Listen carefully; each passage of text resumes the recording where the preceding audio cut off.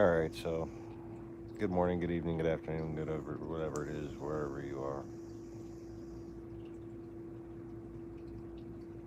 Good morning, good afternoon, good evening. Yeah, blah blah blah. I just got done a stream a little while ago. Watched a couple of videos, and now I'm back. But the AC is certainly working really well.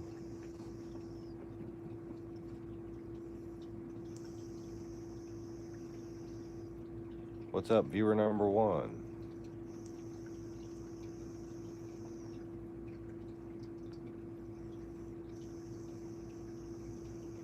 Just been watching some updates on defense and Trump politics and stuff like that. Oh, and viewer number one just left as soon as they came.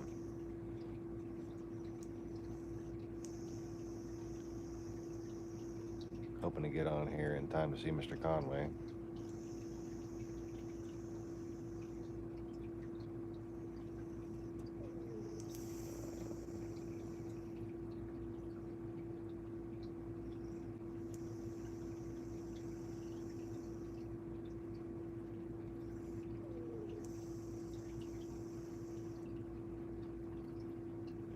Been sleeping on the couch for a couple of hours,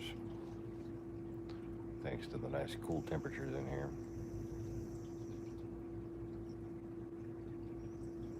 And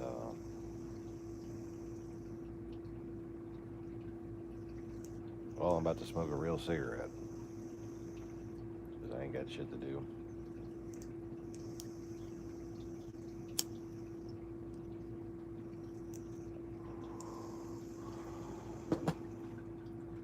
And because compared to the fucking Cheyennes, these cheap ass traffics are delicious. They don't last long enough, but they're delicious. That's the one good thing about those Cheyennes. They last a long time. You wind up wanting to put out half of it.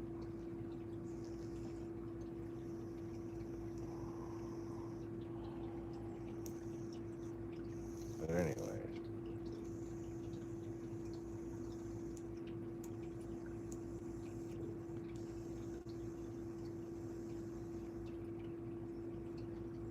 had a couple people chatting with me earlier, some new people. I appreciate you guys.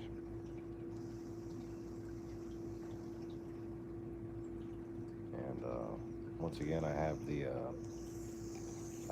put, I don't know if it actually showed up, I have put the email address for PayPal donations in the description.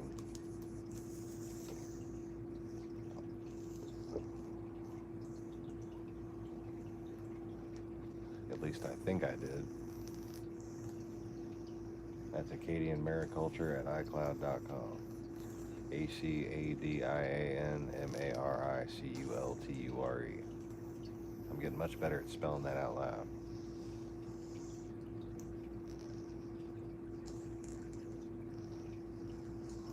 ACADIAN MARICULTURE.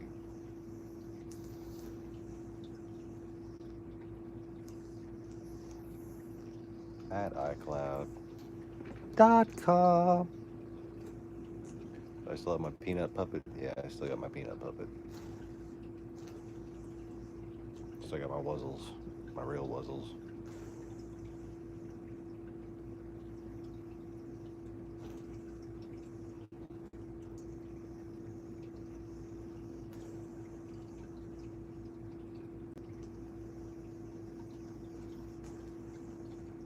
Still got Dingo with all his fleas.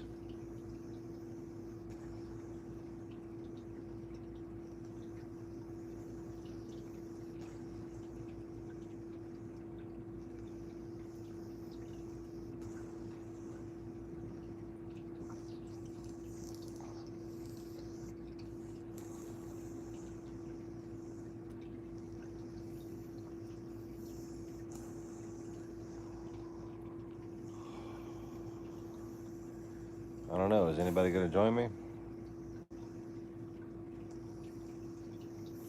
I guess I'll see.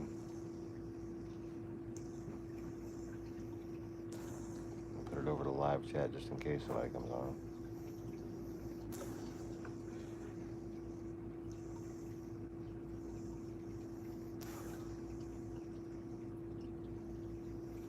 Sarah Huckabee Sanders is out as press secretary.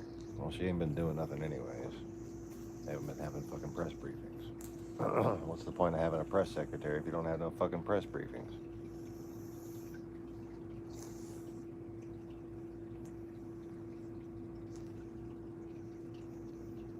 That's just my 2 cents.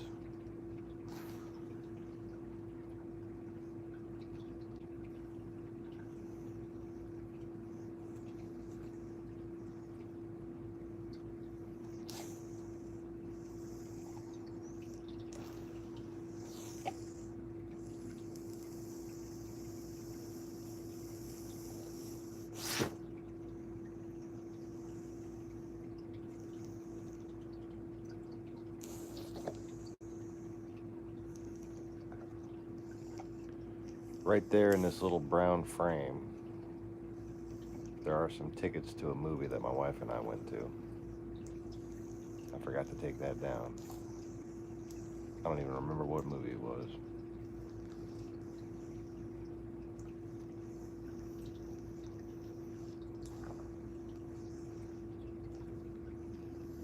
I know I'm a dumbass for missing her, but I still miss her. I think I always will.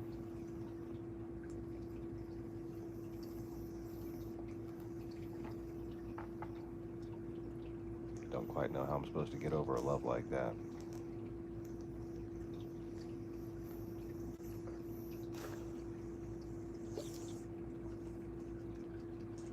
Dingo! Stop chewing. Acting like he's got a million fleas on him.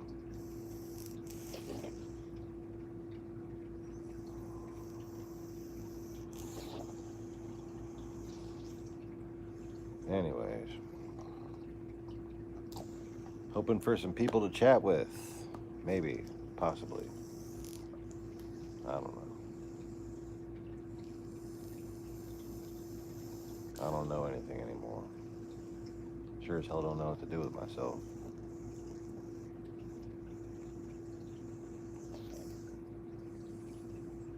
Got a nice clean carpet and a broken vacuum cleaner. Clean carpet, broken vacuum. Which means carpet's only going to stay clean for so long.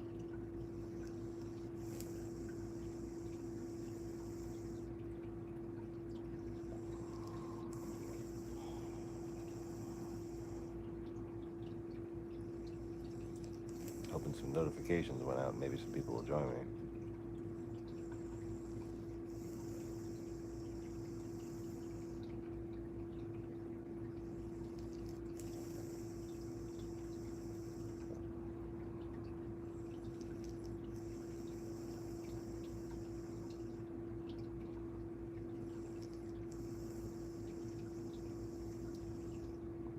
Mr. Conway,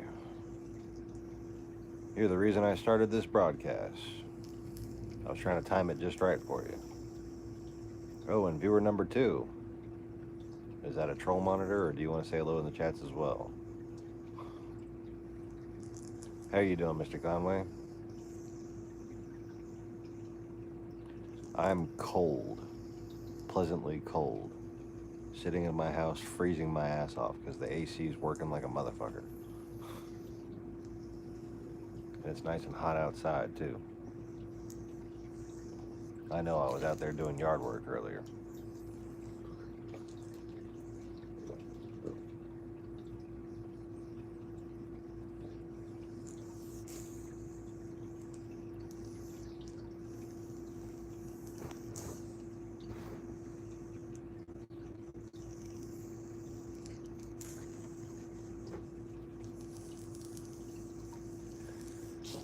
Same old, same old. Fucking depressed. Nothing to do.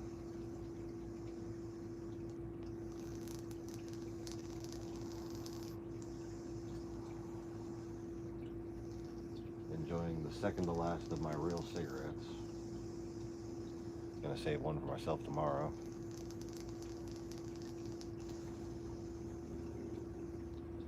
Just been napping on the fucking couch because, like I said, I ain't got nothing to do.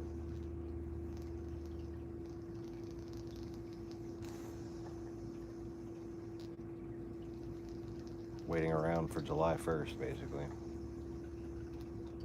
I got work tomorrow. Woohoo. Don't gotta go until 3:30, working 3:30 to 7:30.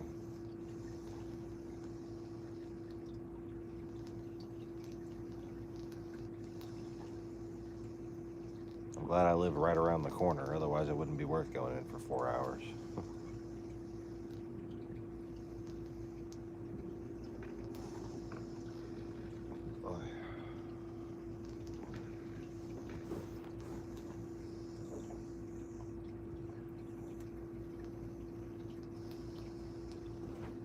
Sitting there worried that the chats aren't gonna work. Yep, fucking Walmart.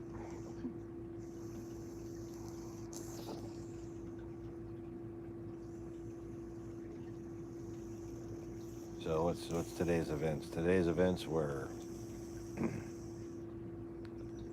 feeding the animals as usual, and then chopping down some more of the vines on the back steps and pulling a bunch of them out.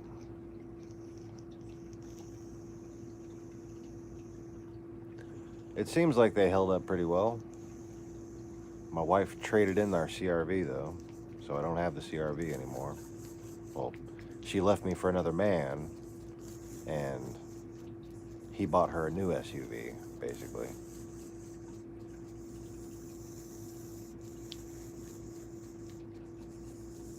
But they lasted pretty well as far as I know. It did seem like the rear sagged a little bit, but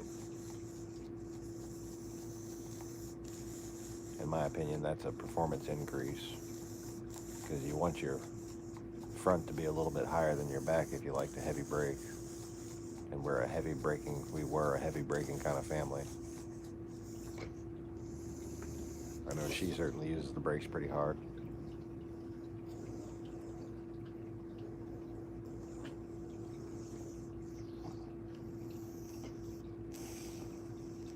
Did you get the quick struts like I did?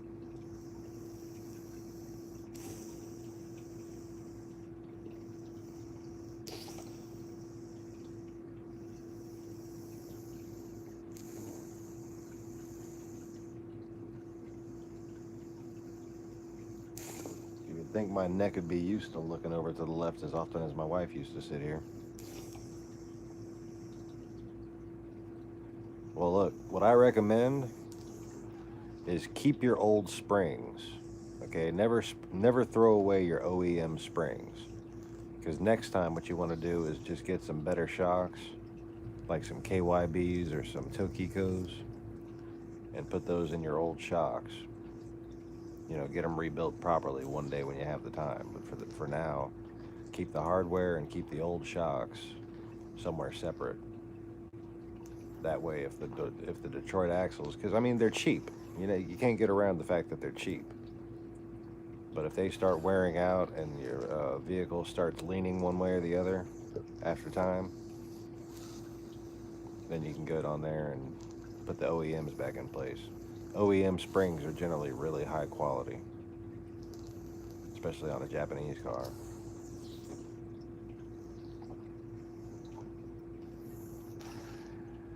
And see, that's why I should be a service advisor. But we might not do the service advisor gig. I might wind up working at the plant instead because it pays a whole lot more money. But I'm waiting on the guy to see. Do me a favor and click the like button, man.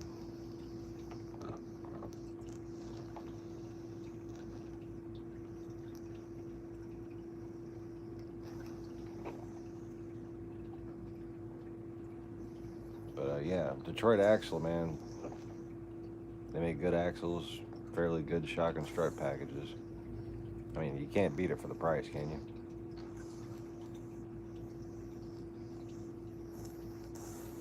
So I recommend doing it yourself. Don't pay somebody else to do it after saving that money. Struts are pretty easy to replace.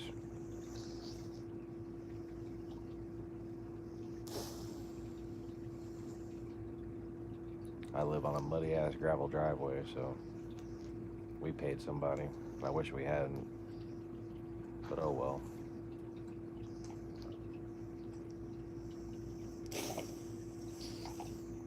$1,000 of my dead mama's life insurance money down the drain.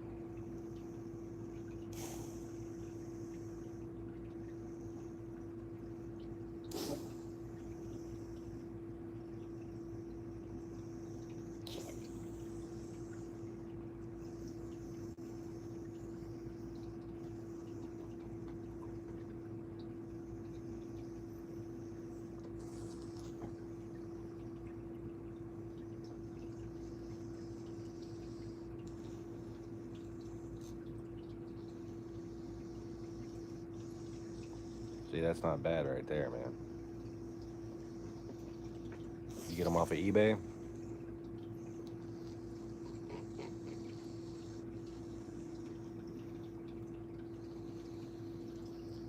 Can't do better for under $300 front and rear, you know. Yeah, that's how I got mine too, was on eBay. I think that's how they do most of their business, if I'm not mistaken.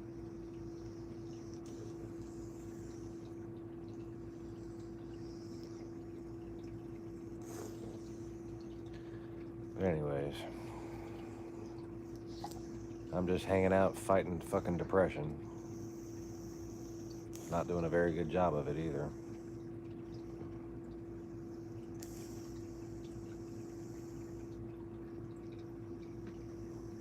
Oh yeah, Amazon, of course. I forgot about that. I always forget about Amazon because I fucking hate Amazon.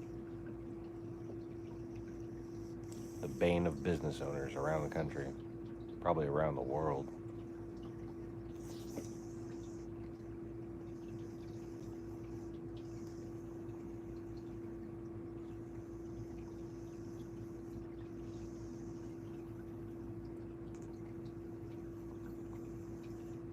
You got to get your Jeep back from the mechanic because he hasn't done the job yet? That sucks.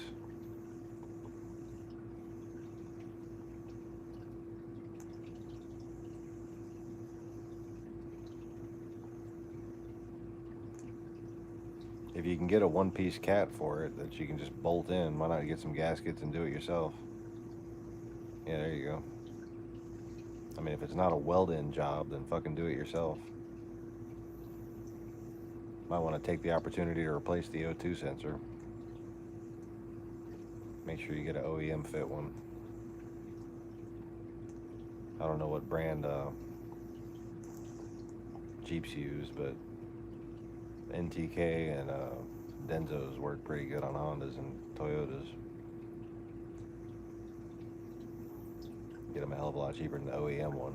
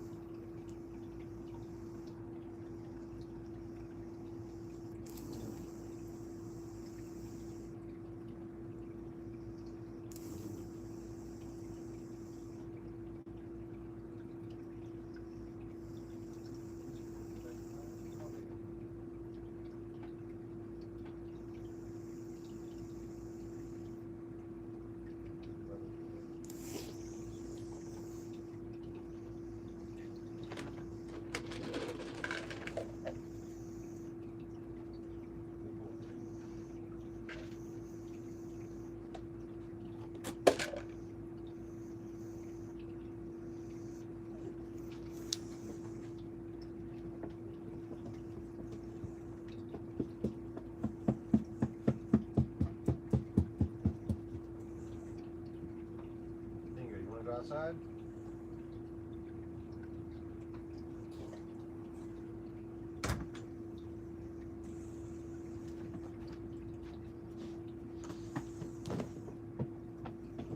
Could y'all hear that?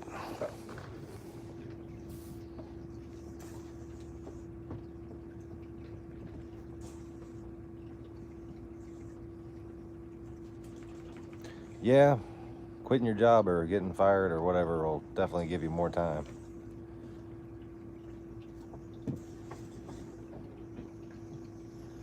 Well, it seemed to me like Bob, the Minx, at least I think it was him, had just tried to rape Misha, because that's what happens to a fucking female runt cat. And Simba defended her. Simba was a good boy, and he defended his little sister.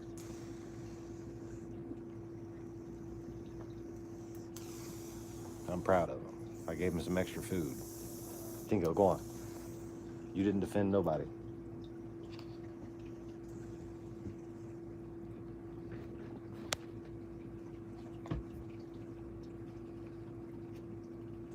Hi, I'm a chicken nugget. Sister Lauren De Potato. Yeah, you know how male cats fucking try to get any female cat they can get. I live out in the country, you know, so it's all alley cats and, well, not alley cats, but like feral cats, right?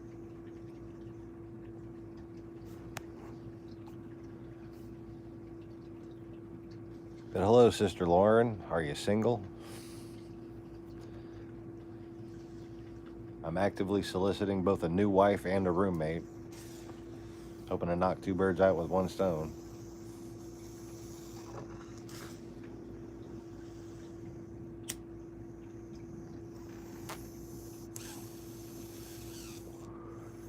But yeah, go out on the steps and Misha's right back here and Simba's in between Misha and this feral minx or whatever the hell he is. The one with the bobtail.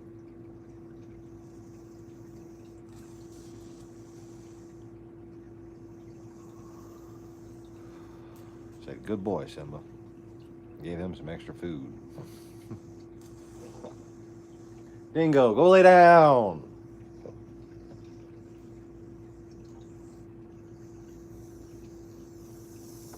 I just offered you to go outside. No, you gotta wait. You gotta wait. Go on. Lay down.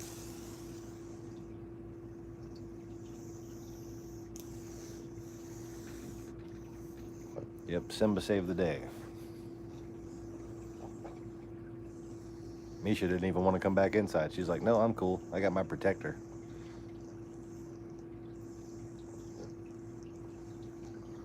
He doesn't protect her from Midnight, though. Midnight, I think, can beat up Simba. They've already got their pecking order established, so when Midnight goes after her, he doesn't mess with her.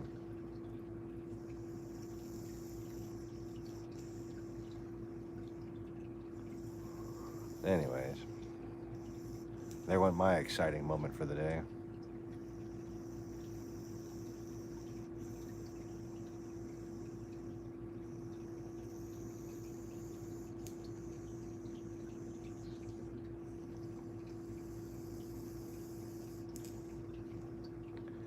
My life has gotten, if nothing else, truly fucking boring. And lonely, and boring, and lonely, and boring. Boredom and loneliness.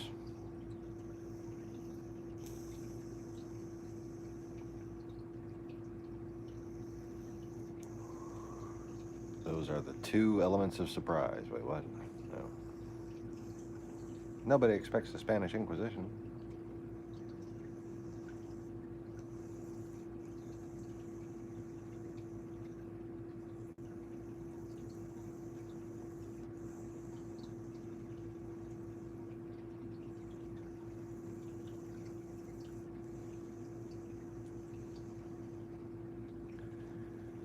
So yeah, how you folks doing?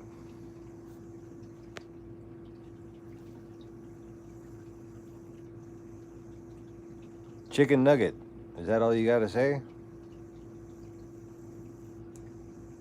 No, I'm definitely not gonna go to the strip club. I can't afford shit, man. I haven't been working very well, like very much.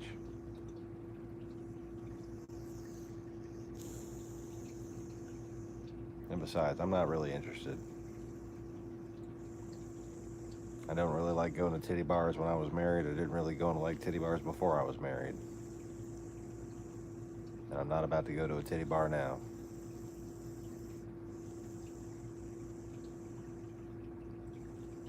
That's the wrong kind of women. I like to make myself a good woman. A good woman who would come on in the middle of a chat and go, "Hi, I'm a chicken nugget." That's the kind of woman for me.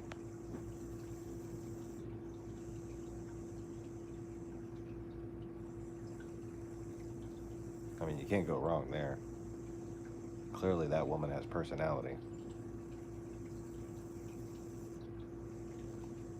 And yeah, most of them are depressing shitholes.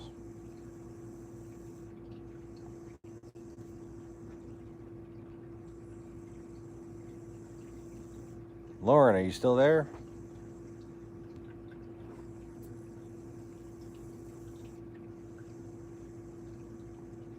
I think she just spammed me with that and left.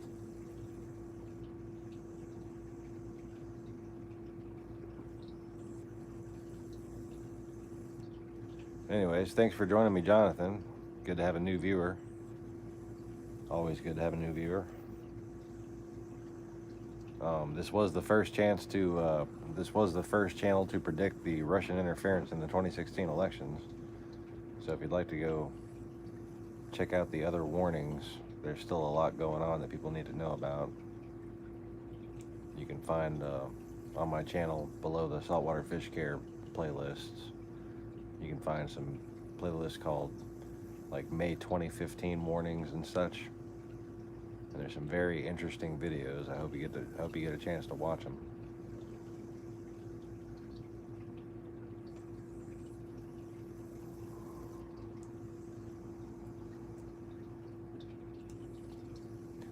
From a certainly not a liberal perspective, but more of just a patriotic perspective and deeply spiritual. I'm a very deeply spiritual person. I was doing what I would call prophesying, mixed with a bunch of geostrategic analysis.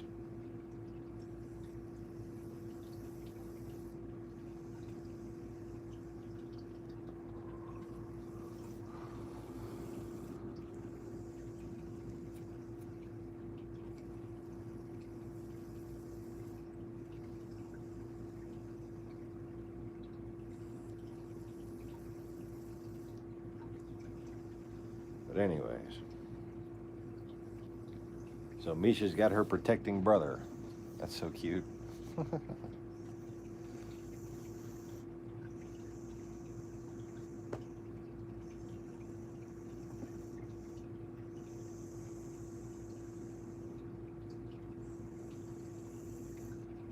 Lauren, is that you? Are you back?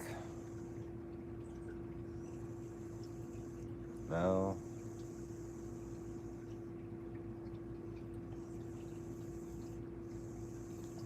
You know me, I get excited when there's a woman to talk to.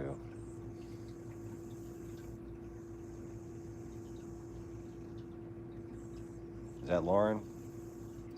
Are you going to say anything but the fact that you're a chicken nugget? I mean, not that I don't respect chicken nuggets. Mad respect for chicken nuggets. Mad respect for anybody who just comes in and says, "Hi, I'm a chicken nugget." That's charming to me.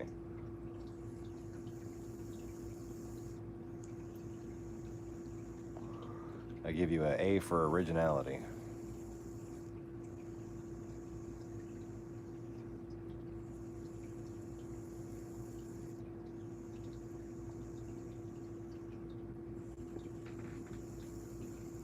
Oh, Mr. Scott, how you doing, sir?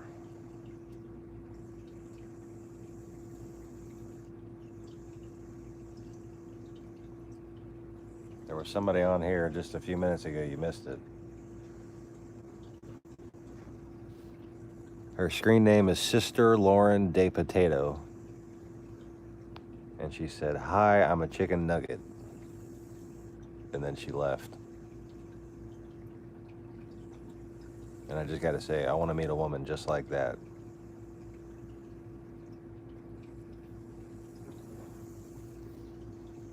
You heard the chicken nugget thing somewhere before? They give you deja vu?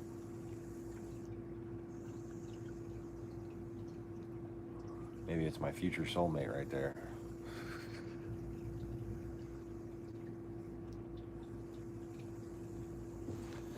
Let me get something to drink right quick.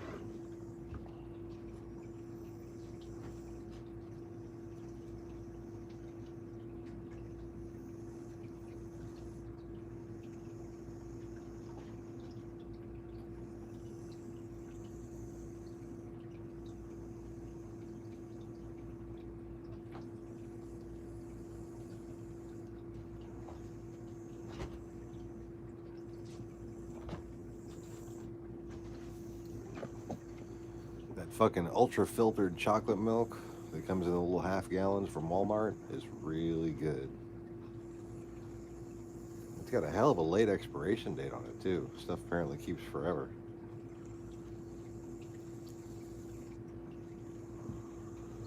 Can't believe how cold it is in this house. It's fucking wonderful. Have to sit with a blanket on in the middle of summer. Well, in the early weeks of summer, but still.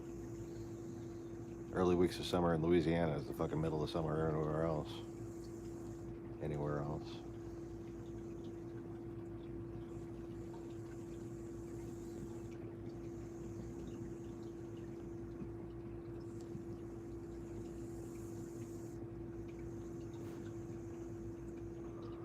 Let me toggle again to make sure I'm getting all the messages.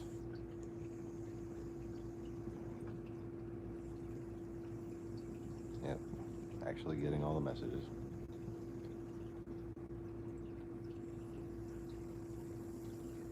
So how are you doing, Mr. Scott? And how are you doing, Mr. Jonathan?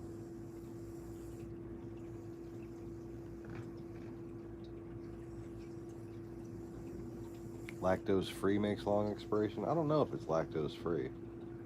It just says ultra filtered on there. I don't know what ultra filtered means. Like what kind of filter in there they're talking about there, but apparently they filter it really well before they put the chocolate in.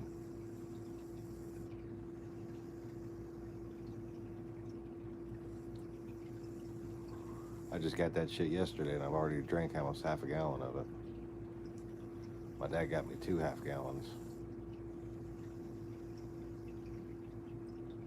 I done chugged the shit out of one of them.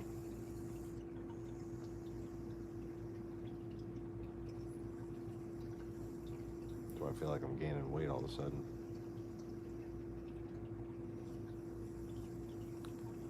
Mr. Scott, don't forget to click that like button, sir.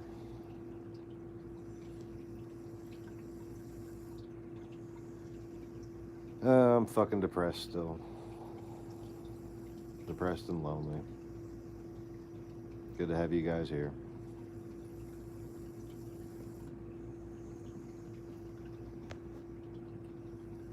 Goon. I didn't even see it said goon. Oops. But yes, obviously you meant good.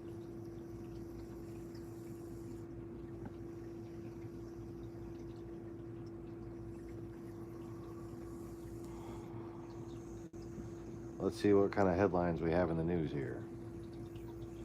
The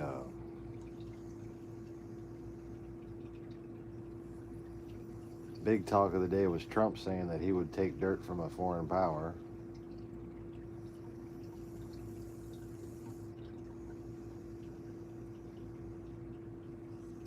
Oh, Lindsey Graham came out against him, said that's a mistake. Sarah Huckabee Sanders has resigned, is leaving as press secretary.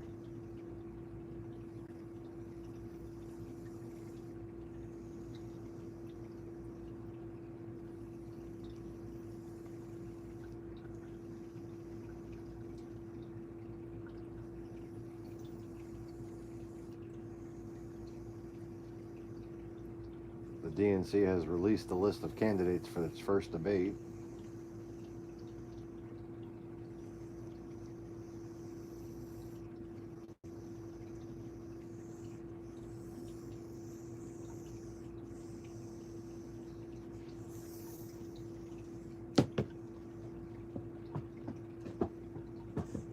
Uber driver, an Uber driver was arrested for DWI in Houston.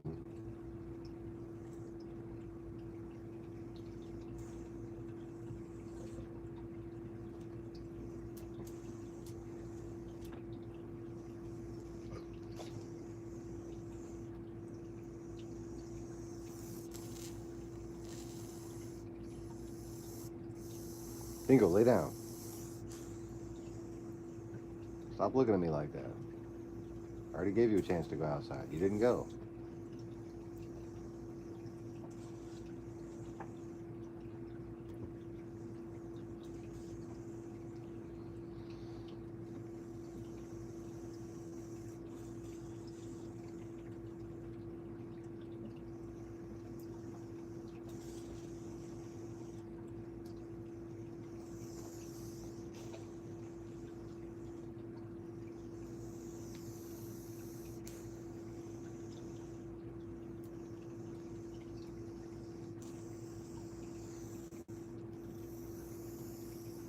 There's a man wandering around different hospitals in Miami with an unofficial physician's lab coat.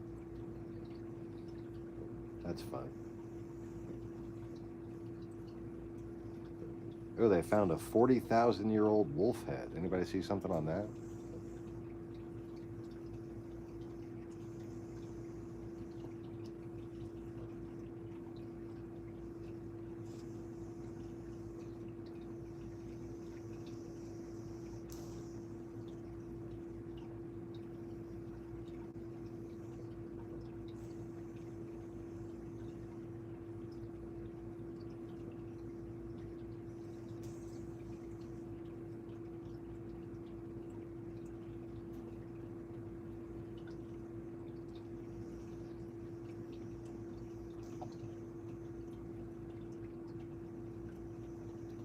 Self-driving vehicles have been approved to operate in Florida.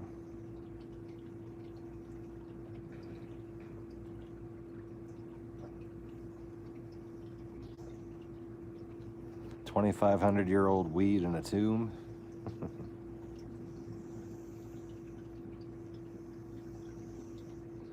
Well, I can't not be lonely, Mr. Scott. Like, I'm used to having my wife and my kids here, you know? Every day is really fucking lonely for me. I don't know how that's gonna change until I find a new woman. And I'm not making any progress on that front.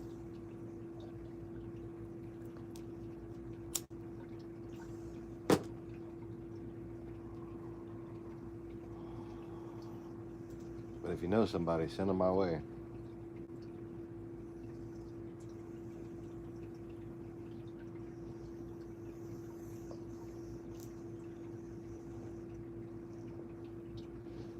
Yes, the chat is the only thing that helps lately.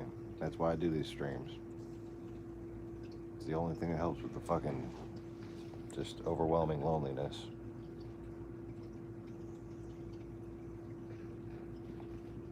Yeah, something tells me that that is not going to be very good to smoke.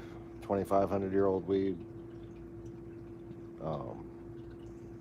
I've had personal experience that the older weed gets, the more it just tastes like dirt. It just becomes soil, you know? I'm surprised it was preserved enough to be identified. Must have been very dry in there.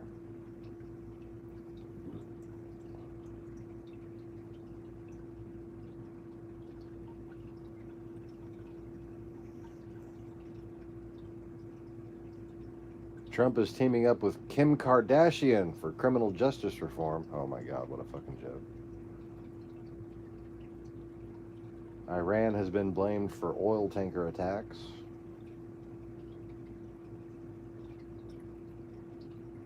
See, we might wind up in war with Iran. That's going to be at least, at the very least,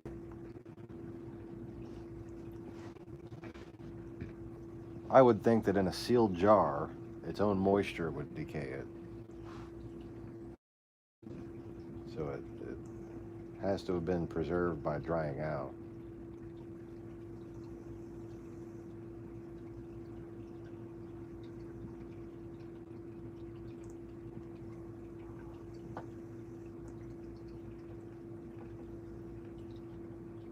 Harris County inmates contract the mumps.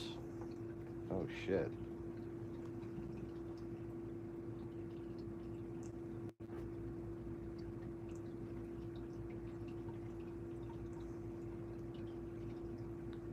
And reconnected.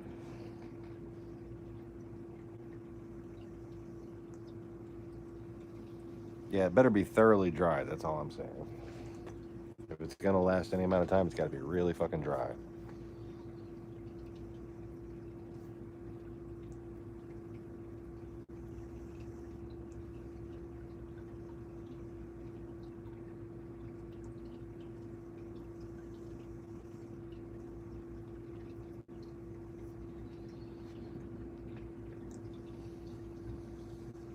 An Omani taker has been attacked.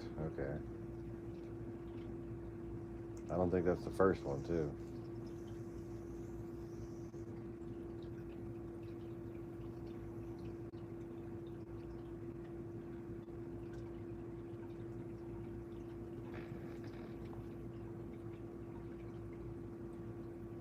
Right.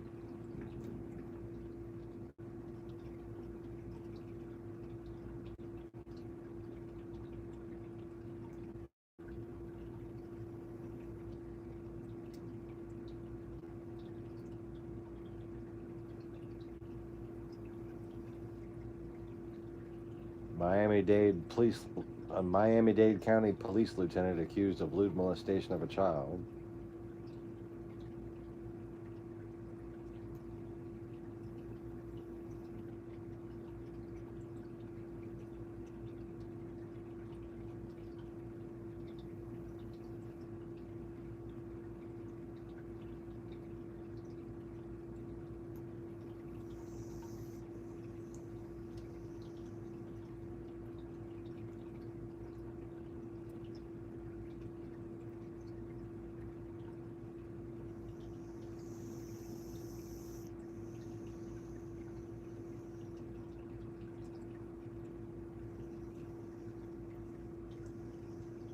According to Scotty Kilmer, Tesla car prices are about to skyrocket. I don't know what's behind that, but Scotty Kilmer's pretty smart about that kind of shit.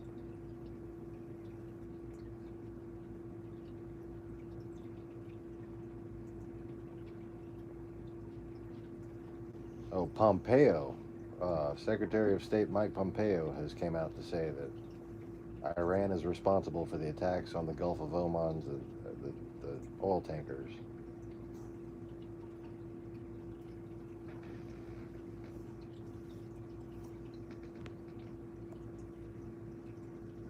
Darth Vader. Hello, Darth Vader. How are you today?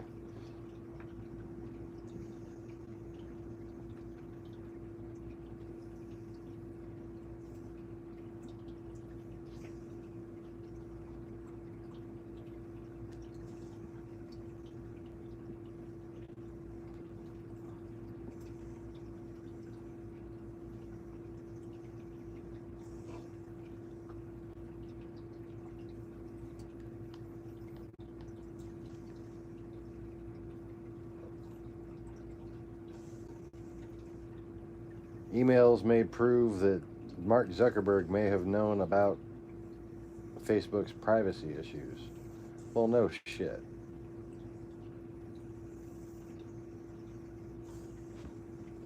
Of course he knew.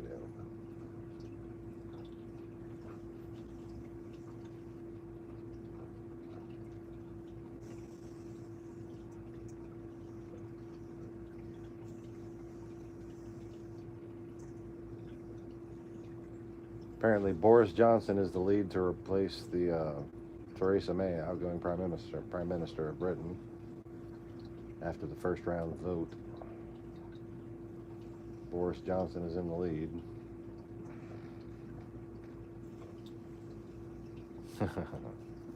Yeah.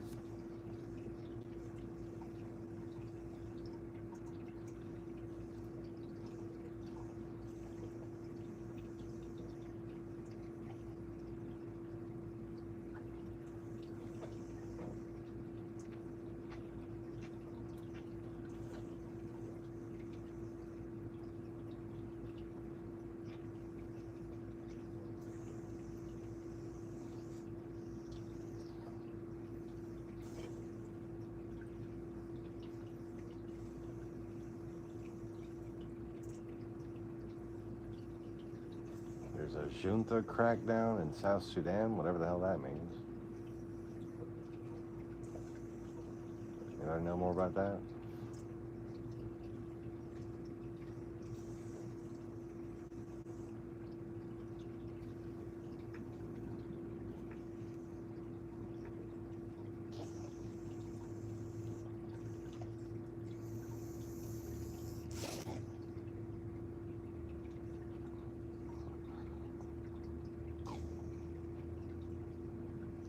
Probably another local on local attempt at genocide.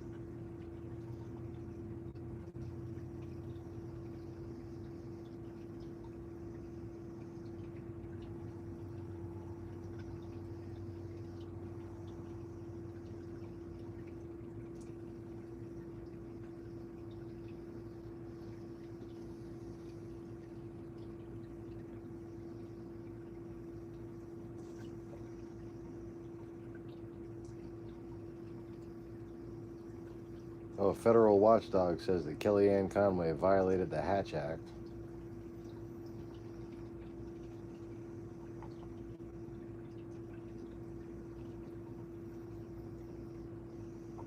She ain't going nowhere.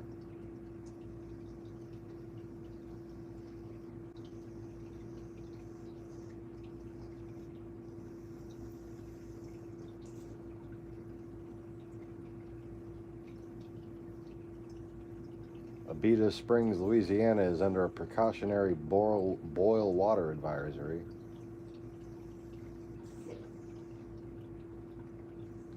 "300 inmates have been quarantined after a mumps outbreak in a Harris County jail." 300. That's a lot of people in quarantine.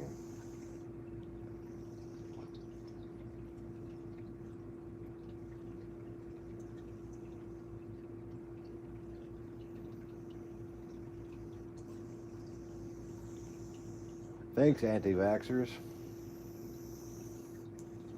Got a fucking mump outbreak.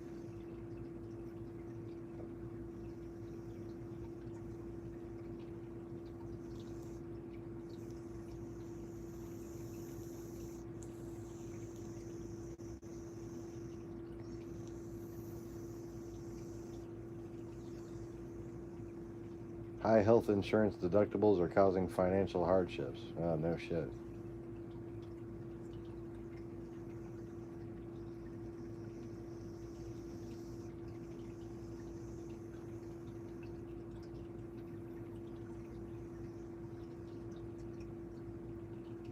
Iran says the tanker explosions are suspicious.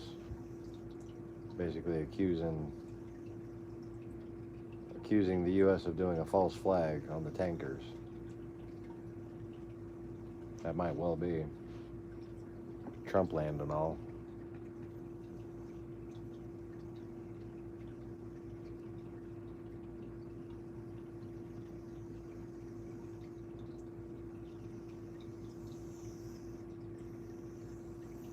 New video shows the moment that a missile struck the Saudi airport. And I guess that's something else Iran is being blamed for.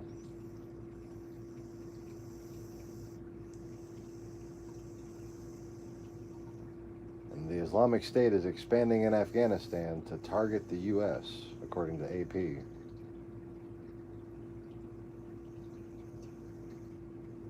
I bet you Iran's being blamed for that, too.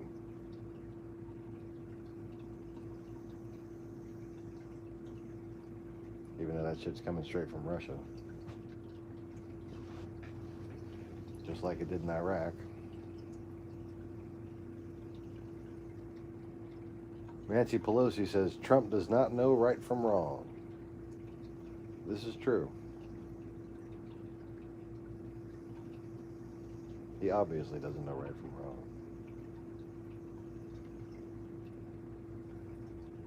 7 people have tested positive for mumps at the Harris County Jail. So 7 people tested positive, and they've got 300 under quarantine. Oh, a Miami police officer was accidentally tased by his partner. That's kind of hilarious.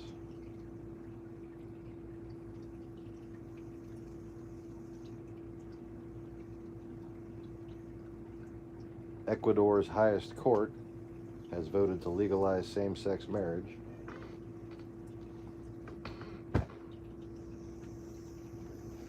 And I just killed 2 more flies. Is that all of them? Surely I gotta be getting close to them. Gotta be getting close to the end of the flies.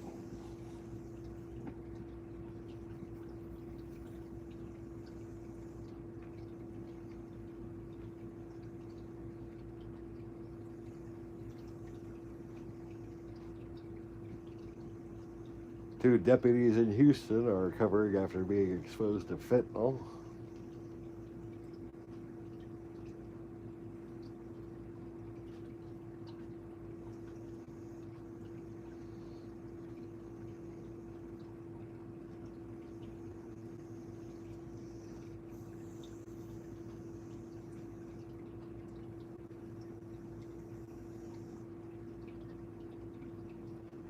Deepfakes and other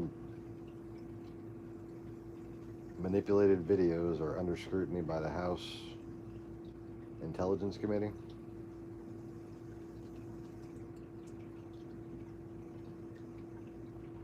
Might have to watch that.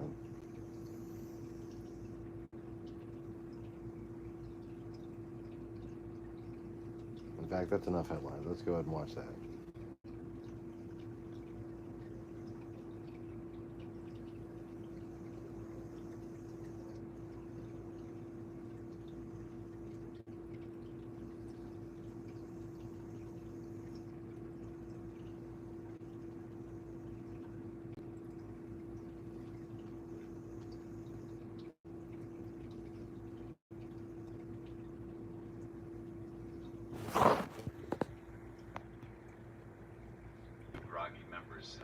All right, Mr. Scott, take it easy, man. On the committee.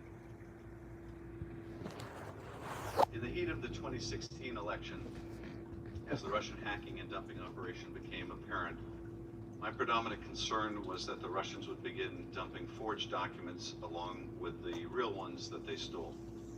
It would have been all too easy for Russia or another malicious actor to seed forged documents among the authentic ones in a way that would make it almost impossible to identify or rebut the fraudulent material.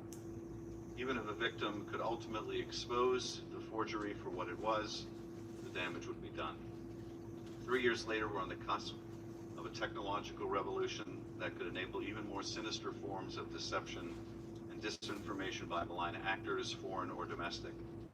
Advances in AI and machine learning have led to the emergence of advanced digitally doctored types of media, so-called deep fakes, that enable malicious actors to foment chaos, division, or crisis, and they have the capacity to disrupt entire campaigns, including that for the presidency.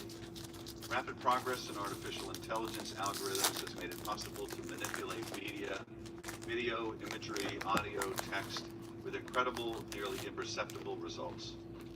With sufficient training data, these powerful deepfake generating algorithms can portray a real person doing something they never did or saying words they never uttered. These tools are readily available and accessible to both experts and CNN isn't fake news, man. You're thinking of Fox News. Of a deepfake to a specific Fox author, News is fake news. Whether a hostile intelligence service or a single internet troll will be a constant challenge. What's more, once someone views a deep fake or a fake video, the damage is largely done. You won't be finding any dumbass Trump supporters around here. As a forgery, that person may never lose completely the lingering negative impression the video has left with them. Well, Donald Trump is a fucking idiot, and you're an idiot for believing him. How about that? Passed off as real, but real information can be passed off as fake. This is the so-called liar's dividend, in which people with propensity to deceive are given the benefit of an environment in which it is increasingly difficult for the public to determine what is true. To give our members and the public a sense of the quality of deepfakes today, I want to share a few short examples, and even these are not the state of the art. The first comes from Bloomberg Businessweek and demonstrates an AI-powered cloned voice of one of the journalists. So let's watch the. Now, to really put my computer voice into the test, I am going to call my dear sweet mother and see if she recognizes me.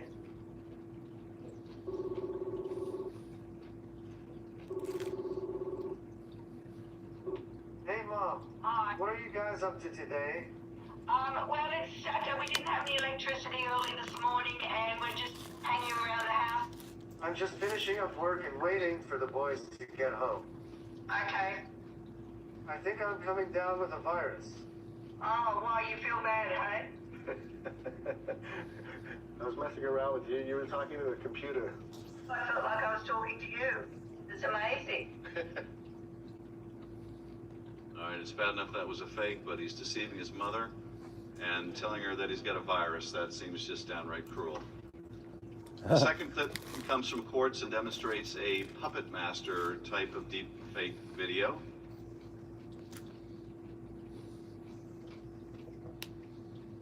As you can see, these people are able to co-opt the head movements of their targets. If married with convincing audio, you can turn a world leader into a ventriloquist dummy.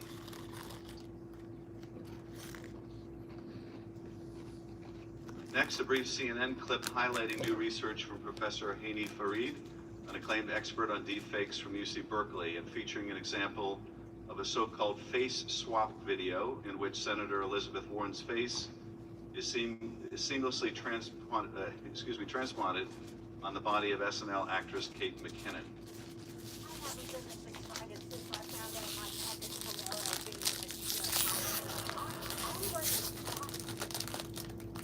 So the only problem with that video is Kate McKinnon actually looks a lot like Elizabeth Warren.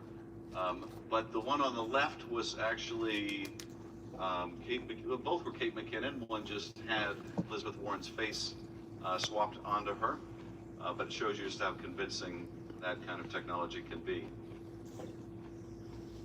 These algorithms can also learn from pictures of real faces to make completely artificial portraits of persons who do not exist at all. Can anyone here pick out which of these faces are real and which are fake? And of course, as you may have all guessed, all four are fake. All four of those faces are synthetically created. None of those people are real. Thinking ahead to 2020 and beyond, one does not need any great imagination to envision even more nightmarish scenarios that would leave the government, the media, and the public struggling to discern what is real and what is fake. A state-backed actor creates a deep-fake video of a political candidate accepting a bribe with the goal of influencing an election. Or an individual hacker claims to have stolen audio of a private conversation between two world leaders when in fact no such conversation took place. Or a troll farm uses text-generating algorithms to write false or sensational news stories at scale, flooding social media platforms and overwhelming journalists' ability to verify and users' ability to trust what they are seeing or reading. What enables deepfakes and other modes of disinformation to become truly pernicious is the ubiquity of social media and the velocity at which false information can spread. We got a preview of what that might look like recently when a doctored video of Speaker Nancy Pelosi went viral on Facebook, receiving millions of views in the span of 48 hours. That video was not an AI-assisted deepfake, but rather a crude manual manipulation that some have called a cheap fake. Nonetheless, the video's virality on social media demonstrates the scale of the challenge we face and the responsibilities that social media companies must confront. Already, the companies have taken different approaches, with YouTube deleting the altered video of Speaker Pelosi, while Facebook labeled it as false and throttled back the speed it spread once it was deemed fake by independent fact checkers. Now is the time for social media companies to put in place policies to protect users from this kind of misinformation. Not in 2021. Who's still here? After viral deepfakes Say hello. have polluted the 2020 elections. By then it will be too late. And so, in keeping with a series of open hearings that have examined different strategic challenges to our national security and our democratic institutions, the committee is devoting this hearing to deepfakes and synthetic media. We need to soberly understand the implications of deepfakes, the underlying AI technologies, and the internet platforms that give them reach before we consider appropriate steps to mitigate the potential harms. We have a distinguished panel of experts and practitioners to help us understand and contextualize the potential threat of deepfakes. But before turning to them, I'd like to recognize Ranking Member Nunes for any opening statement he would like to give. Thank you, Mr. Chairman. I join you in your concern about deepfakes, and want to add to that fake news, fake dossiers, and everything else that we have in politics. Really? I do think that, in all seriousness, though, this is real. If you get online, you can see pictures of yourself, Mr. Chairman, on there. They're quite entertaining, some of them. I decided not to. Maybe they're intending for you. I decided not to play them today on the screen. But with all seriousness, I appreciate the panelists being here and look forward to your testimony. Who's here? I thank the ranking member. Without objection, these opening statements will be made part of the record. I'd like to welcome today's panel.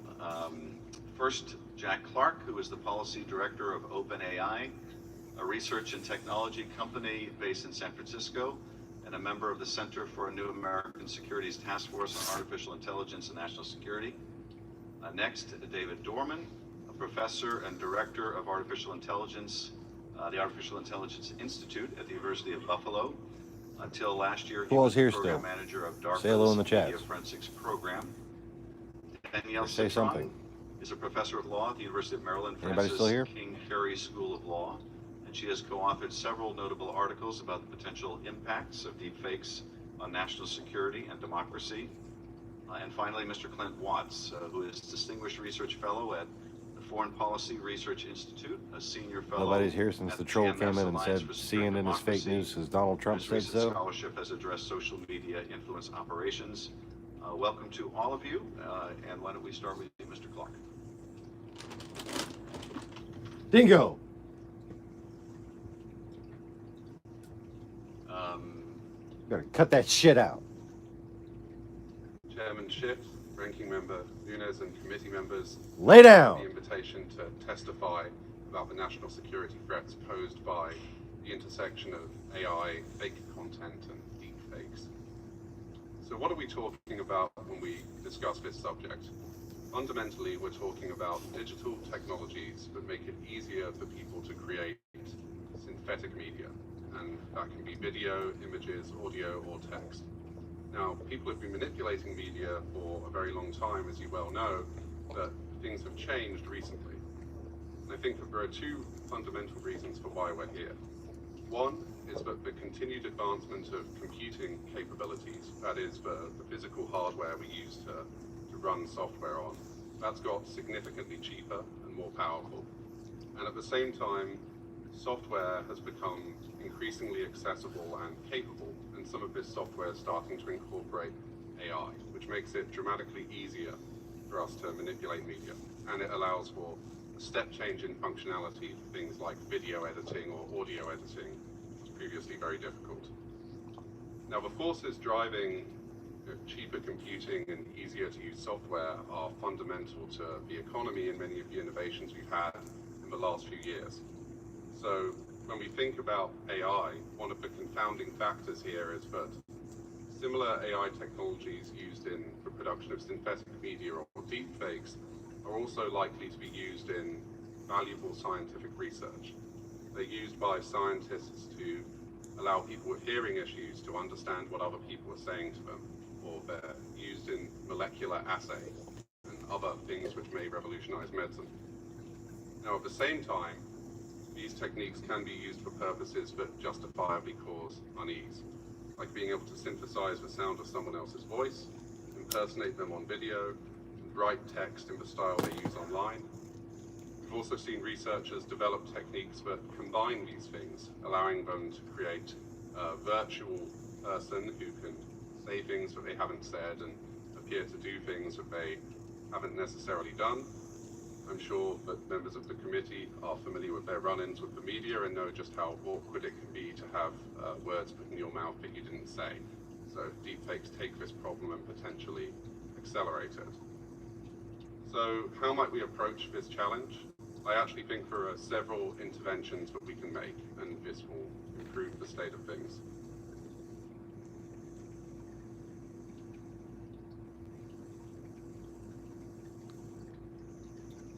So who all's here? Mr. Conway, are you still there? One is institutional interventions. It may be possible for large-scale technology platforms to try and develop and share tools for the detection of malicious synthetic media.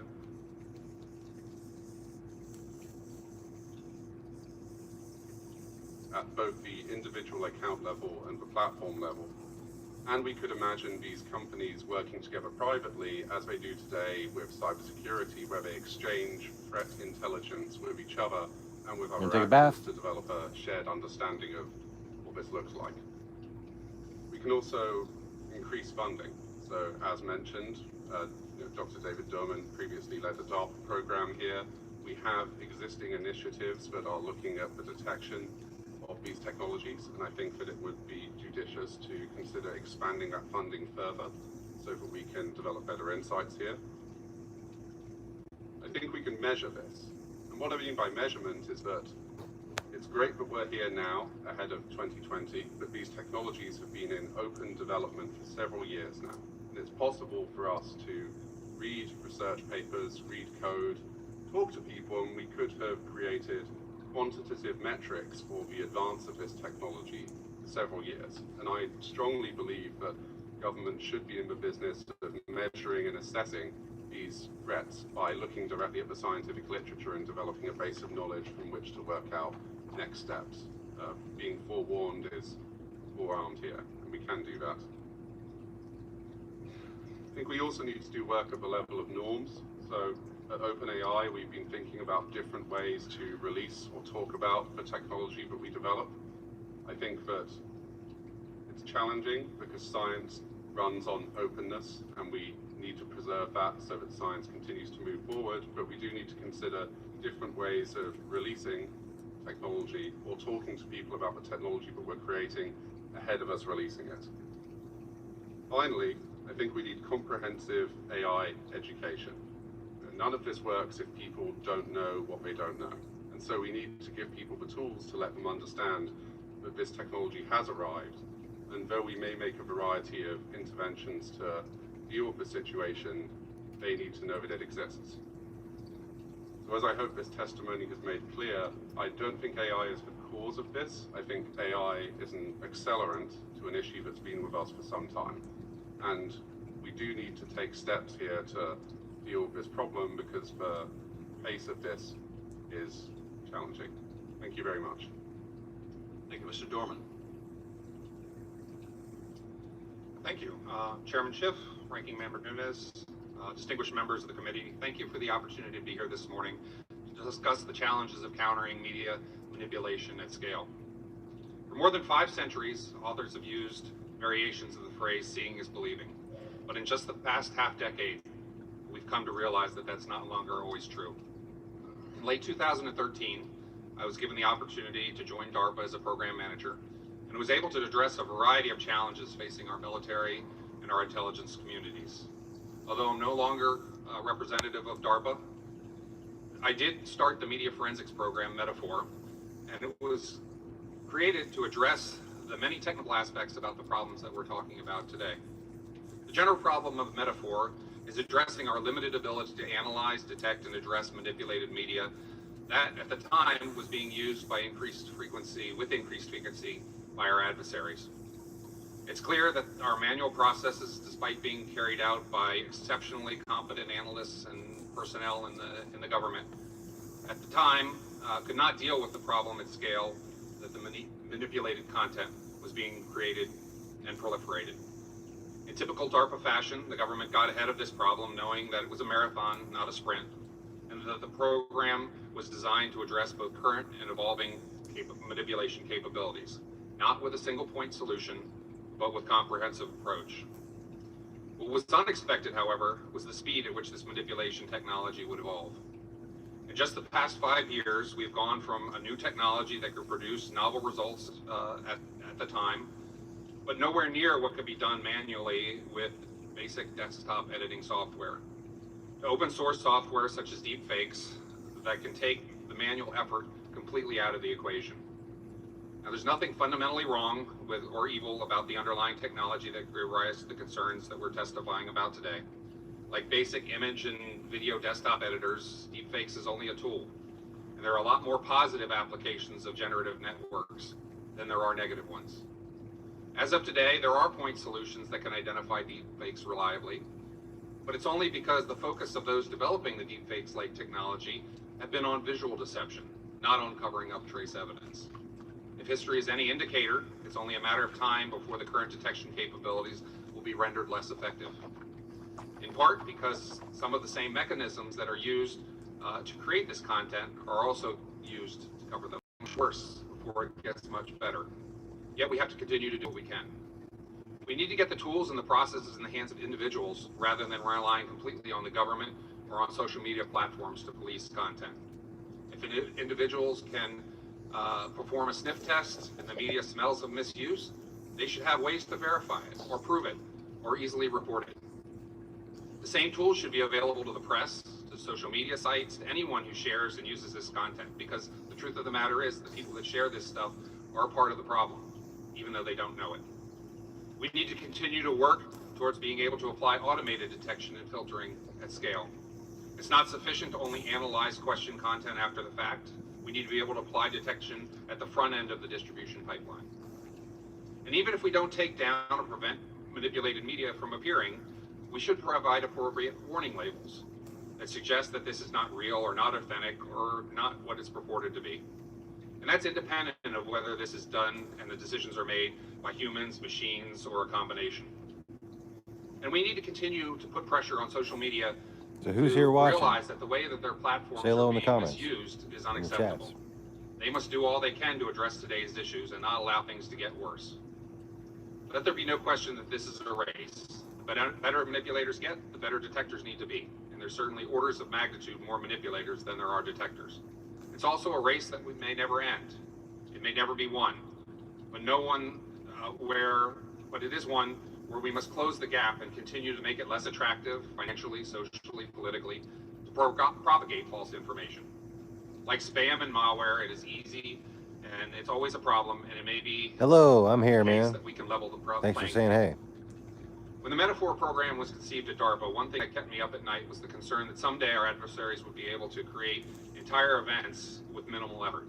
These events might include images of How are you doing scenes from today? different angles, video content that appears from different devices, and text that's delivered through various medium, providing overwhelming amount of evidence that an event has occurred, and this could lead to social unrest or retaliation before it gets countered.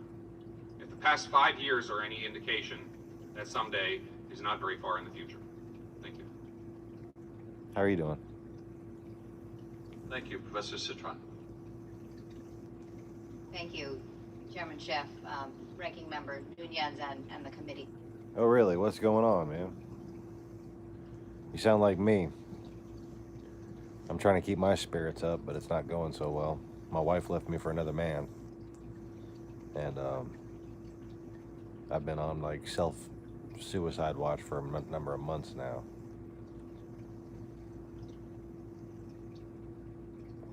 That's why I do these live streams, just to keep myself from getting like in fucking depressive spirals. For having me here today to talk about the phenomenon of deepfakes, the risks that they pose, and what law can and should do about it. What's so going I'm on a with you? professor of law at the University of Maryland School of Law. Why so glum? And there are a few phenomena that come together that make deepfakes particularly troubling when they're provocative and destructive. The first is that we know that as human beings, the video and audio is so visceral. We tend to believe what our eyes and ears are telling us. And we also tend to believe and tend to share information that confirms our biases. And it's particularly true when that information is novel and negative. So the more salacious, we're more willing to pass it on. And we're seeing deepfakes, or we'll see them, in social networks that are ad-driven. So the entire enterprise is to have us click and share. So when we bring all these things together, the provocative deepfake, the salacious, will be spread virally. So let me describe, there are so many harms that my co-author Bobby Chesney and I have written about, but I'm going to focus on some of the more concrete ones. And and what law can and should do about it. So there are concrete harms in the here and the now, and especially for individuals. So Rana Ayub is an investigative journalist in India who writes about government corruption and the persecution of religious minorities. And she has long used to getting death threats and rape threats. For her, it's sort of par for the course. But she wrote a provocative piece in April 2018, and what followed was posters circulated over the internet, deepfake sex videos of Rana. So her face was morphed into pornography. And that first day it goes viral. It's on every social media site, WhatsApp, it's on, as she explained to me, millions of phones in India. And the next day, so paired with the deepfake sex video of Rana, Bingo. was rape threats, her home address, and the suggestion that she was available for sex. Now, the fallout was significant. She had to basically go offline. She couldn't work. Her sense of safety and security was shaken. It upended her life, and she had to withdraw from online platforms for several months. Right? So the economic and the social and the psychological harm is profound. And it's true that in my work on cyber stalking, the phenomenon is going to be increasingly felt by women and minorities, and for people from marginalized communities. Now, of course, it's not just individuals. You can imagine the deep fake about sort of the night before an IPO, timed just right, with the CEO saying something that he never said or did, basically admitting to the company was insolvent, right? And so the deep fake, if the night before the EPO can upend the IPO, right? The market will respond far faster than we can debunk it. So the question is, and we can imagine all sorts of, and Mr. Watts and I have talked about, I'm going to let him take some of the national security concerns like elections, tipping of an election, upending public can go lay down. safety. But the next question is, what do we do about it? And I feel like our panel is going to be in heated agreement that there's no silver bullet, right? That we need a combination of law, markets, and really societal resilience to get through this. But law has a modest role to play. There are civil claims that victims of targeted individuals can bring. They can sue for defamation, intentional infliction of emotional distress, false light, a privacy tort. But the hardest thing is that it's incredibly expensive to sue. And criminal law offers too few levers for us to push. At the state level, there are a handful of criminal defamation laws and impersonation laws. And at the federal level, there is an impersonation of a government official statute that's really inapt for the sets of problems that we face today. So Professor Marianne Franks and I are amidst writing a model statute that we might deploy, one that is narrowly tailored, that would address harmful, false impersonations that would capture some of the harm here. But of course, there are practical hurdles for any legal solution. Welcome viewer number 3. Feel free to say hello in the chats. You have to be able to find the defendant to so prosecute them. And you've got to have jurisdiction over them. I'm here to talk to people. And the platforms, the intermediaries Just are putting this on because I thought it was gatekeepers interesting. from liability. So we can't use a legal incentive of liability to get them on the case. So I see my time is running out. I look forward to your questions, and thank you. Thank you very much. Mr. Watts. Chairman Schiff, Ranking Member Nunes, members of the committee, thanks for having me here today. All advanced nations recognize the power of artificial intelligence to revolutionize economies and empower militaries, but those countries with the most advanced AI capabilities and unlimited access to large data troves will gain enormous advantages in information warfare. AI provides purveyors of disinformation the ability to rapidly recon American social media audiences, to identify psychological vulnerabilities, and to create modified content and digital forgeries advancing false narratives against Americans and American interests. Historically, each advancement in media, from text to speech to video to virtual reality, more deeply engages information consumers, enriching the context of experiences and shaping a user's reality. The falsification of audio and video allows manipulators to dupe audience members in highly convincing ways, provoking emotional response. Well, if you want to find the real truth, you need to go back and look at my old videos, man. This channel is the first to call out Russian interference in the 2016 elections. This channel is way ahead of the game as far as the so-called truth movement. You know, these streams that I do right now are after my nervous breakdown. This is because my wife left me and I'm like horribly depressed and lonely. But what I used to do on this channel was pretty much priceless. And I really hope you check it out. You can go back on my playlists on the main channel page, and look for the warnings given back in May 2015 and before that. And you can find that there's some very direly need-to-know truth that doesn't have anything to do with the fucking CIA or the Illuminati or Freemasons or any of that. It's about Russia, man. It's about the Eastern Horde. And they've been manipulating us for a long time. That can lead to widespread mistrust and at times physical mobilizations. False video and audio, once consumed and believed, can be extremely difficult to refute and counter. Moving forward, I estimate Russia as an enduring purveyor of disinformation is and will continue to pursue the acquisition of synthetic media capabilities, employ the outputs against its adversaries around the world. I suspect they'll be joined and outpaced potentially by China. China's artificial intelligence capabilities rival the U.S., are powered by enormous data troves to include vast amounts of information stolen from the U.S., and the country has already shown a propensity to employ synthetic media and television broadcast journalism. These two countries, along with other authoritarian adversaries and their proxies, will likely use deepfakes as part of disinformation campaigns seeking to discredit domestic dissidents and foreign detractors, incite fear and promote conflict inside Western-style democracies, and 3, distort the reality of American audiences and the audiences of America's allies. Deepfake proliferation presents 2 clear dangers. Over the long term, deliberate development of false synthetic media will target U.S. officials, institutions, democratic processes with an enduring goal of subverting democracy, demoralizing the American constituency. In the near and short term, circulation of deepfakes may incite physical mobilizations under false pretenses, initiating public safety crises and sparking the outbreak of violence. The recent spate of false conspiracies proliferating via WhatsApp in India offer a relevant example of how bogus messages and media can fuel violence. The spread of deepfake capabilities will only increase, and the frequency and intensity of these violent outbreaks will continue. U.S. diplomats and military personnel deployed overseas will be prime targets for deepfake disinformation conspiracies planted by adversaries. U.S. interests in the developing world, where consumption has jumped from analog in-person conversations to social media sharing lacking any form of verification filter, will likely be threatened by bogus synthetic media campaigns.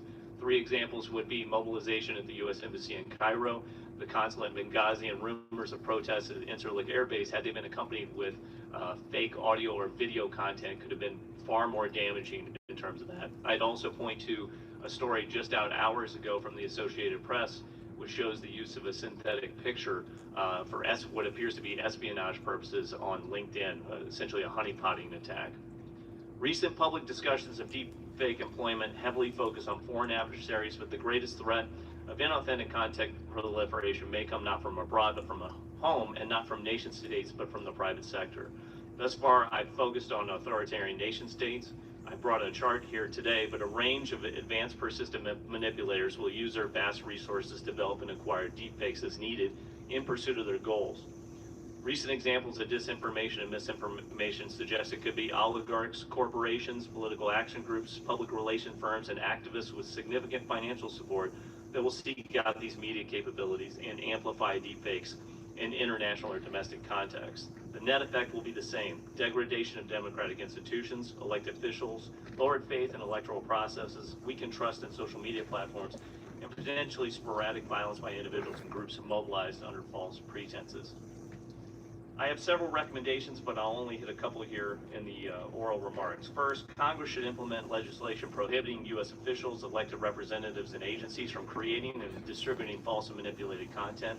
The U.S. government must always be the purveyor of facts and truth to its constituents, assuring the effective administration of democracy via productive policy debate from a shared basis of reality.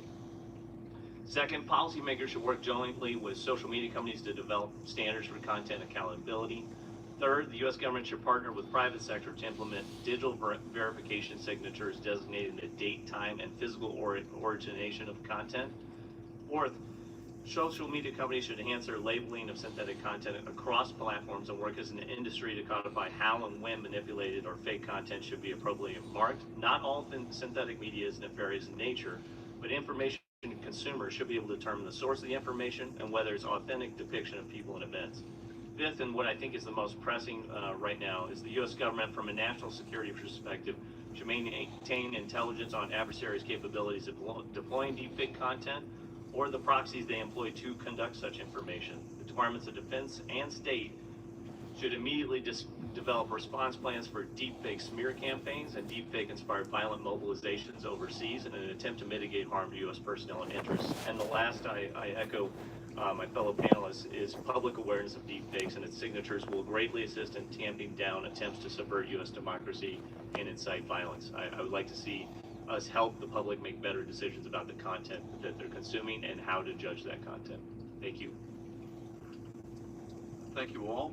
We'll now proceed with questions. I recognize myself for 5 minutes. Two questions, one for Professor Citron and one for Mr. Watts.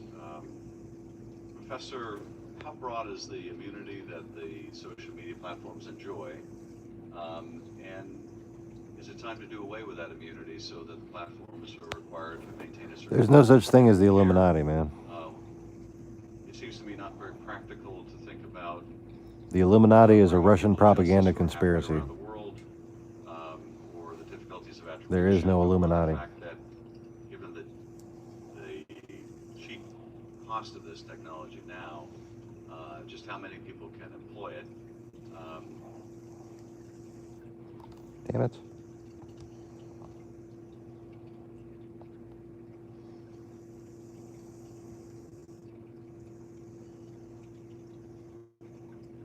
It seems to me not very practical to think about bringing people to justice who are halfway around the world. It's an anti-American conspiracy that was made up by Russia. The cheap cost of this technology now. You've been tricked into turning against good government. That's why we have a bad government now. Take that step. Because people fell for it. Was it appropriate for one social media company to leave up the Pelosi video, even labeling it in a certain way? And Mr. Watts, what's a proportionate response? Should the Russians start to dump deep fakes, release the deep fake? That's what this channel's been about, is about warning people about... To try to diminish his candidacy? Well, the government is the reason why you can sit there and say what you're saying right now. Should it be a cyber response, not Because in America we have freedoms, thanks to our government, which is by and for the people. Some cyber reaction, or are sanctions a better response? How do we deter... You're falling for a Russian trap, okay? Meddling, realizing that... Unless you're just a Russian troll yourself. Professor? So I'm going to start with how broad the immunity is, and then that it is time. The Russian government wants you to turn against the American government. Law passed in 1996, the Communications Decency Act. It's that simple. Was an anti-porn provision. You want to turn against American government? You want to turn against Western government? That was the objective of the Then you've been tricked into being a slave of Russia. But what remains is a provision that's good. It's called Good Samaritan blocking and It's about the horde, man. You got to figure out what the horde is. Because it's a whole lot more dangerous than any fake Illuminati conspiracy. If you don't engage in any self-monitoring at all, even if you encourage abuse, There's real dangers out there. You've just been blinded to them. It's not, the internet is not in its infancy, and is it time to reassess it? And I think the answer is yes. That we should condition the immunity. It shouldn't be a free pass, and it should be conditioned on reasonable content moderation practices. Ben Wittes and I have written sort of a sample statute that you could adopt if you so Well, then chose, you're just immature. that would condition the immunity on reasonable content practices. Then the question, of course, is, well, in any given case, are platforms making the right choices? And under an approach that would Government and the establishment of laws is how a society is formed and progresses. Look at the platform's total You can't have Approach, generally speaking, life moderation, not in a civilization without government. content. So let's take the Pelosi video. And you can't sit there and I think the answer is it should have been taken down. you can't sit Should there have a and say default what you're saying rule. right now without the Should have a government. default rule that if we're going to have impersonations or manipulations, Yeah, well, your mind is that controlled reflect what controlled we by thought Russian or propaganda. said, that platforms should, once they figure it out, take it down. The technology is such that we can't detect it yet, right? We can't automatically filter and block. But once we have figured it out, we already are in a place. There's where only the two public civilizations. There's Eastern and there's Western. the institutions of the Eastern hard work civilization has made you think and what you we think. have an audience primed to believe That's why you're against things Western like civilization. manipulated video of lawmakers. And I would hate to see, the deep fake. And that's why where a Western prominent civilization has lawmaker become so corrupt. purported to show seen taking a bribe that you never took, right? And I hope that platforms come to see themselves, if we can't require them to have legal liability, that they come to see themselves as the purveyors of responsibly facilitating discourse online and their importance to democracy. Thank you, Mr. Watt. Yeah, I'd like to start off with just a basic principle of information warfare. Well, And you're so, just hard-headed, man. R.H. Knapp, who was a professor I who can't talk to essentially you. studied wartime rumors, his quote was, "Once rumors are current, they have a way of carrying the public with them. The more rumors told, the greater its plausibility." And he wrote that in 1944. And I think that's still the essential thing. It comes down who's there first and who's there the most. And that's the danger of social media computational propaganda with this AI. I've In already terms of proven how that what we I say is deal true. with this, there's several parts. One is we have to have a plan, and it's a multi-part plan. And the other part is we have to respond quickly. This has not been the tradition of our government. For example, in Iraq, when there would be fake Al-Qaeda propaganda put out to try and inspire people to show up places, we had rapid response teams that would show up with video, with audio, that would shoot footage from there to show this is not true, this has been disproven. That's a great example about if this starts to get leaked out, what is our plan right now? The U.S. government, for any government official, government agency, should immediately offer a counter based on fact in terms of what's actually going on. This happened in the summer of 2016 at Incirlik Air Base. There was Russian state-sponsored propaganda put out about a potential coup. Maybe the base was surrounded. Maybe there's a protest. We should be able to turn on the cameras at that air base immediately and say, this is not happening. The faster we do that, the less chance people see it first, the less chance that people see it often and believe it. The second part is, I think it comes down to the political parties, Republican and Democrat. If they have these smears coming through, they should be able to rapidly refute that and put out a basis of truth. This candidate or candidates were not there. But that means partnership also with the social media companies in terms of this. I actually would not go as far as saying every piece of synthetic video that gets loaded up on a social media platform needs to come down. And I'm glad you brought up former Vice President Biden. One of the classic articles about former Vice President Biden comes from The Onion.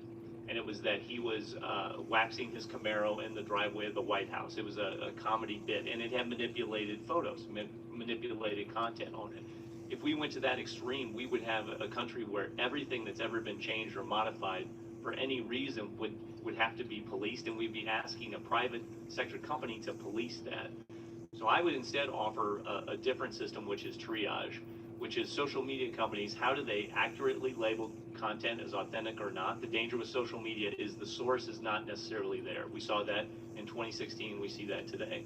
So they should be able to refer back to whatever the base source is quickly. How do you do that? They should be able to triage. The three areas which I would suggest that they immediately triage in is if they see something spiking in terms of virality, they should immediately put that into a queue and have it done for human review. Link to fact checkers, downrate it, not let it go into news feeds, and help the mainstream media also understand what is manipulated content. That's the jump that we're most concerned about. The other part is outbreaks or potential outbreaks of violence and public safety, and then anything related to elected officials or public, institutions should immediately be flagged and pulled down and checked, and then a context be given to it. I see it as the public needs to be given a context that we're not really suppressing all freedom of speech, all development of this context, because there are legitimate reasons that we might want to use synthetic media for entertainment, comedy, all sorts of visualizations that are out there. Thank you. Yeah, we'll go to Mr. Nunes, but at some point I'd love to follow up and see what a portion of response would be for an adversary that deploys this. I can actually, if you give me 20 seconds, I can tell you what it would be, which is refuting, number one. Number two, I think offensive cyber is in place, and I like what the NSA has actually done in 2018. And then number three, more aggressive responses in terms of sanctions. I like sanctions around troll farms and these cutouts where this content comes from. Thank you. Mr. Nunes. Thank you.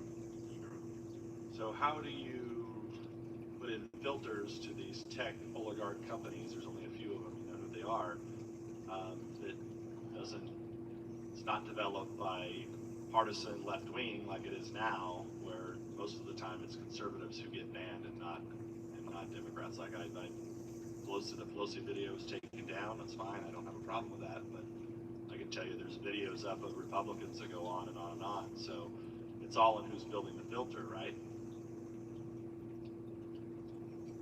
Are you asking someone? Well, you were the one that was talking about filters, so. No, and what I was suggesting is that it would be impossible to ex ante filter deepfake content. We really can't detect it as far as the state of the art goes now, nor do I think in the arms race will be able to really filter it.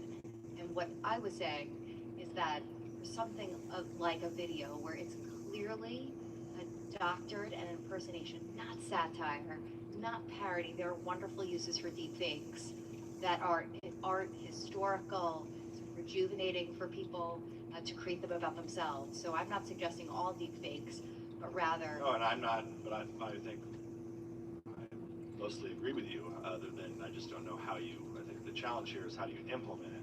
Right. Which is what you've been studying, sounds like. And these are really hard problems of content moderation. I've worked with companies for about 10 years now, in particular on the issue of non-consensual pornography, threats, and stalking, and it's such a contextual question. And so you can't proactively filter, but when it's reported, the question is, and when we see videos going viral, there's a way in which companies should react, and react responsibly. And absolutely should be bipartisan. There shouldn't be ideology that drives the question, but rather, is this a misrepresentation in a defamatory way, right? We would say it's a falsehood that is harmful to reputation, that's an impersonation, then we should take it down. So I think that is the default I'm imagining for social media companies, but it would be ex post. But it's a challenge. You talked about the 96 law that needs to be changed. And I think it has to be one way or another, right? Either they have to truly be an open public square, which then it's very difficult to filter, because then whoever's developing the filter puts their own bias into the filter. But actually, 1996, that bill, it did not imagine an open public square where private companies couldn't filter. The opposite. It was designed to encourage self-monitoring and to provide an immunity in exchange for good Samaritan filtering and blocking of offensive content. So the entire premise of Section 230 is to encourage and so provide an immunity so that there was filtering and blocking. Because Congress knew it would be too hard for Congress or the FTC to get ahead of all this themselves, right? And that was in 96. Imagine now the scale that we face. I think we should preserve the immunity, but condition it on reasonable content moderation practices so that there are some sites that literally traffic in abuse, that encourage illegality, and they should not enjoy immunity from liability. Right, but we're back to where we started. I mean, this is the challenge, right? So how do we draft legislation that would enable that? Happy to tell you how to do it, right? So Section 230C1 now says, no speaker or publisher or no online service shall be treated as a speaker or publisher of someone else's content. What we can do is change Section 230C1 to say that no online service that engages in reasonable content moderation practices shall be treated as a speaker or publisher of somebody else's content. So we can change Section 230 with some imagination. And it depends on what the definition of reasonable is. And that's what law does really well, right? So every time I hear a lawyer say we can't figure out what's reasonable, it's called tort law, right? negligence is built on the foundation of reasonableness. You know, so often law moves in a pendulum, right? We often start with no liability because we really want to protect businesses, and we should. And we experiment, and we realize there's a lot of harm. And then we often overreact and impose strict liability. And then we get somewhere in the middle, right?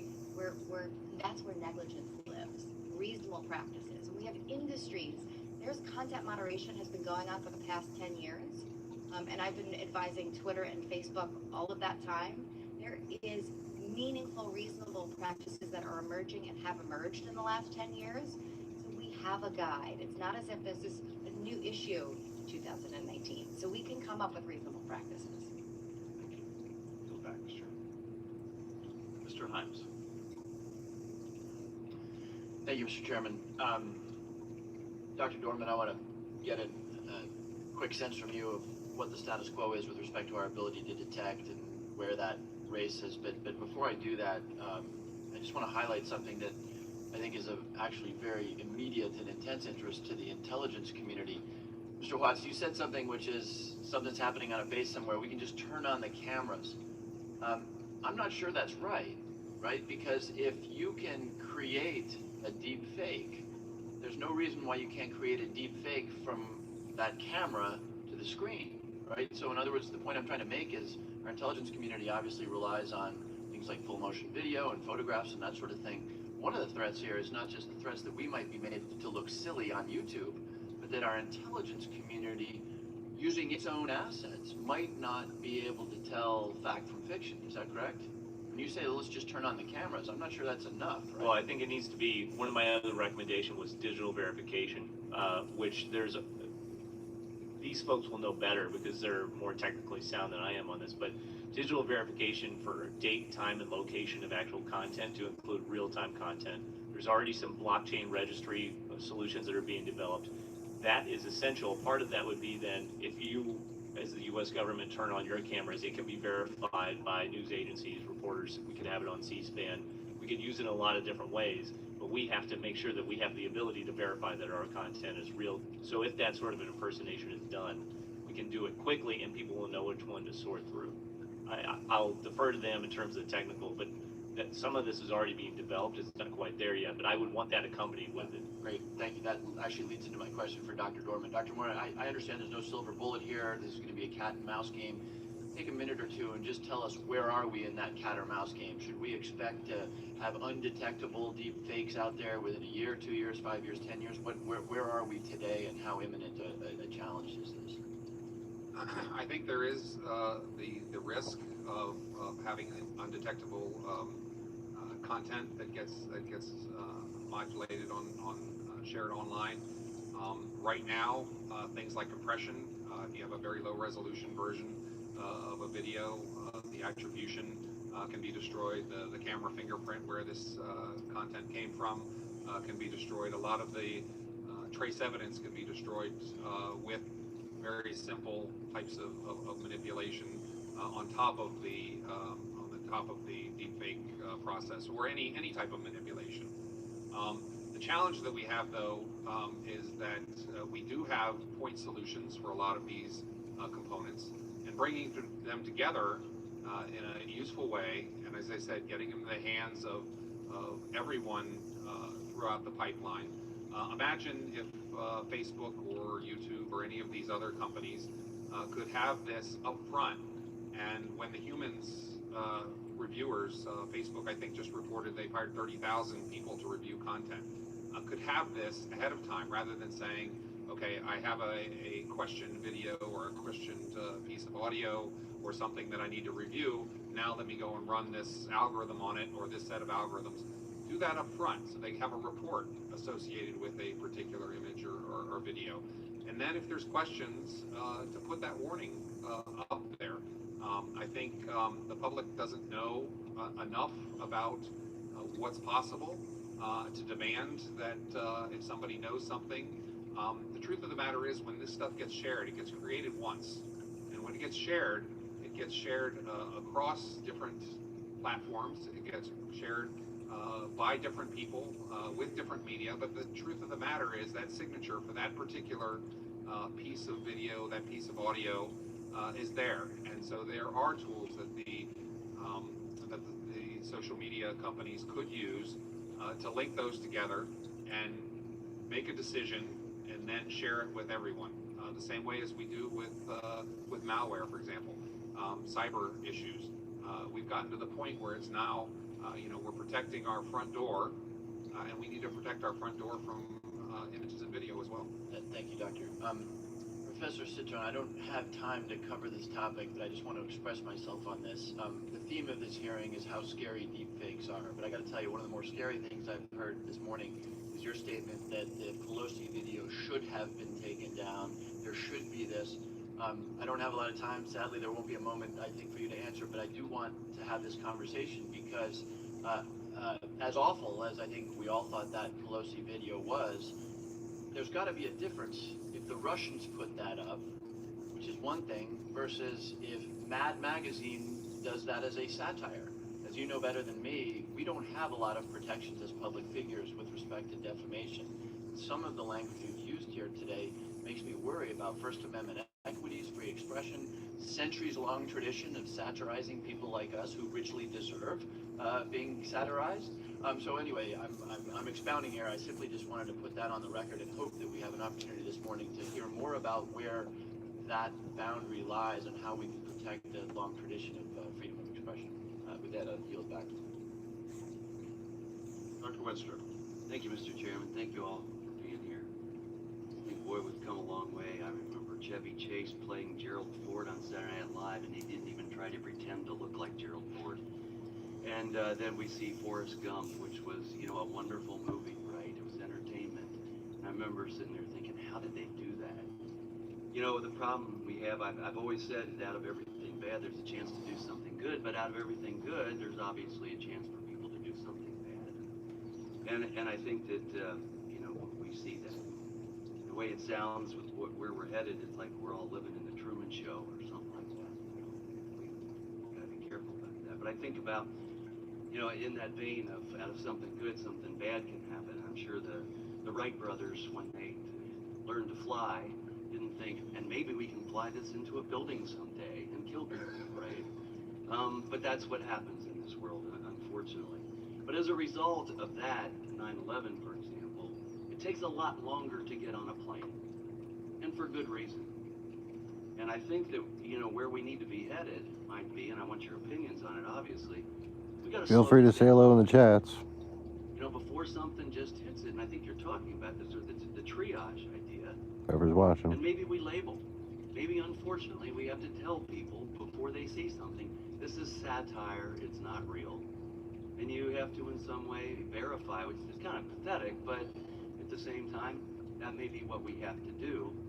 Slow it down, triage it. This is not verified, this is satire, and maybe on a global scale, when it comes to punitive measures, people that are doing things nefarious, maybe we have to have international extradition laws. Because when something comes from some other country, maybe even a friendly country, that defames and hurts someone here, maybe we both agree amongst those nations that we'll extradite those people and they can be punished in your country for what they did to one of your citizens. So I'd love your opinion on those, the triage, labeling, and extradition. Whoever wants to take it first. Yeah, I think that's absolutely right. I mean, one of the reasons that these types of manipulated images and video gain traction is because it's almost instantaneous that they can be shared. They can be shared around the world. They can be shared across platforms. You can see something on one platform and there's a button there to post it to another. There's an old adage that says that a lie can go halfway around the world before the truth can get its shoes on, and that's and that's true. Personally, I don't see any reason why broadcast news does it with live types of they have a delay, 7-second delay or 15-second delay. There's no reason why things have to be instantaneous. We should give our social media should instill these types of things to delay so that they can get these types of things online. They can decide whether they should label it. We still need to put pressure on for those types of things.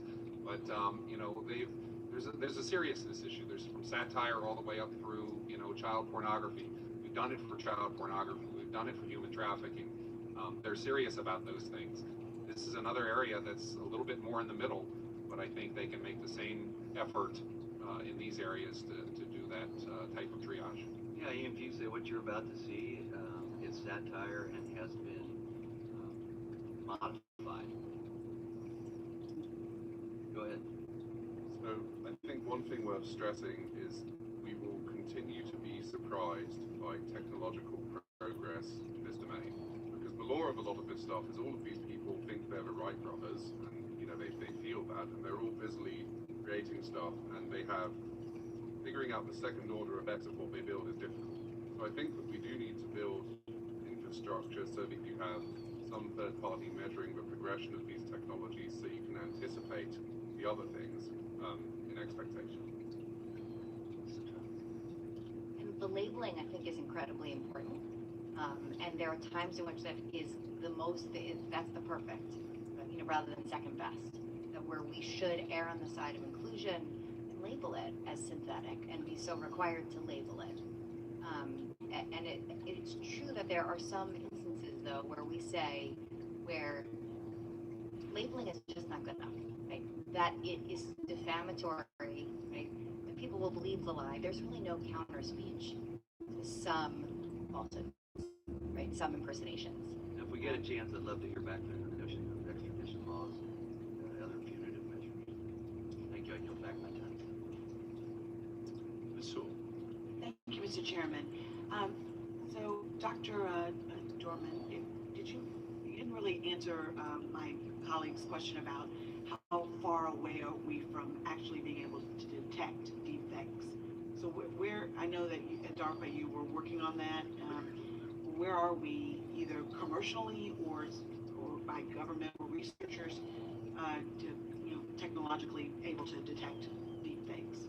So deepfakes is typically referred to as To my viewer earlier, this is why you need government. There's certain software out there for doing that. It's not a general concept. So You'd be deepfakes fucking was kidding actually the initial paper that was published that gave rise to this technology came after the start of the Metaphor program, and we did adapt to start looking at those things. There are point solutions out there today that deepfakes coming from these particular softwares can be detected. And again, So do we have the soft technology to actually be able to digitally verify the videos and photographs, etc.?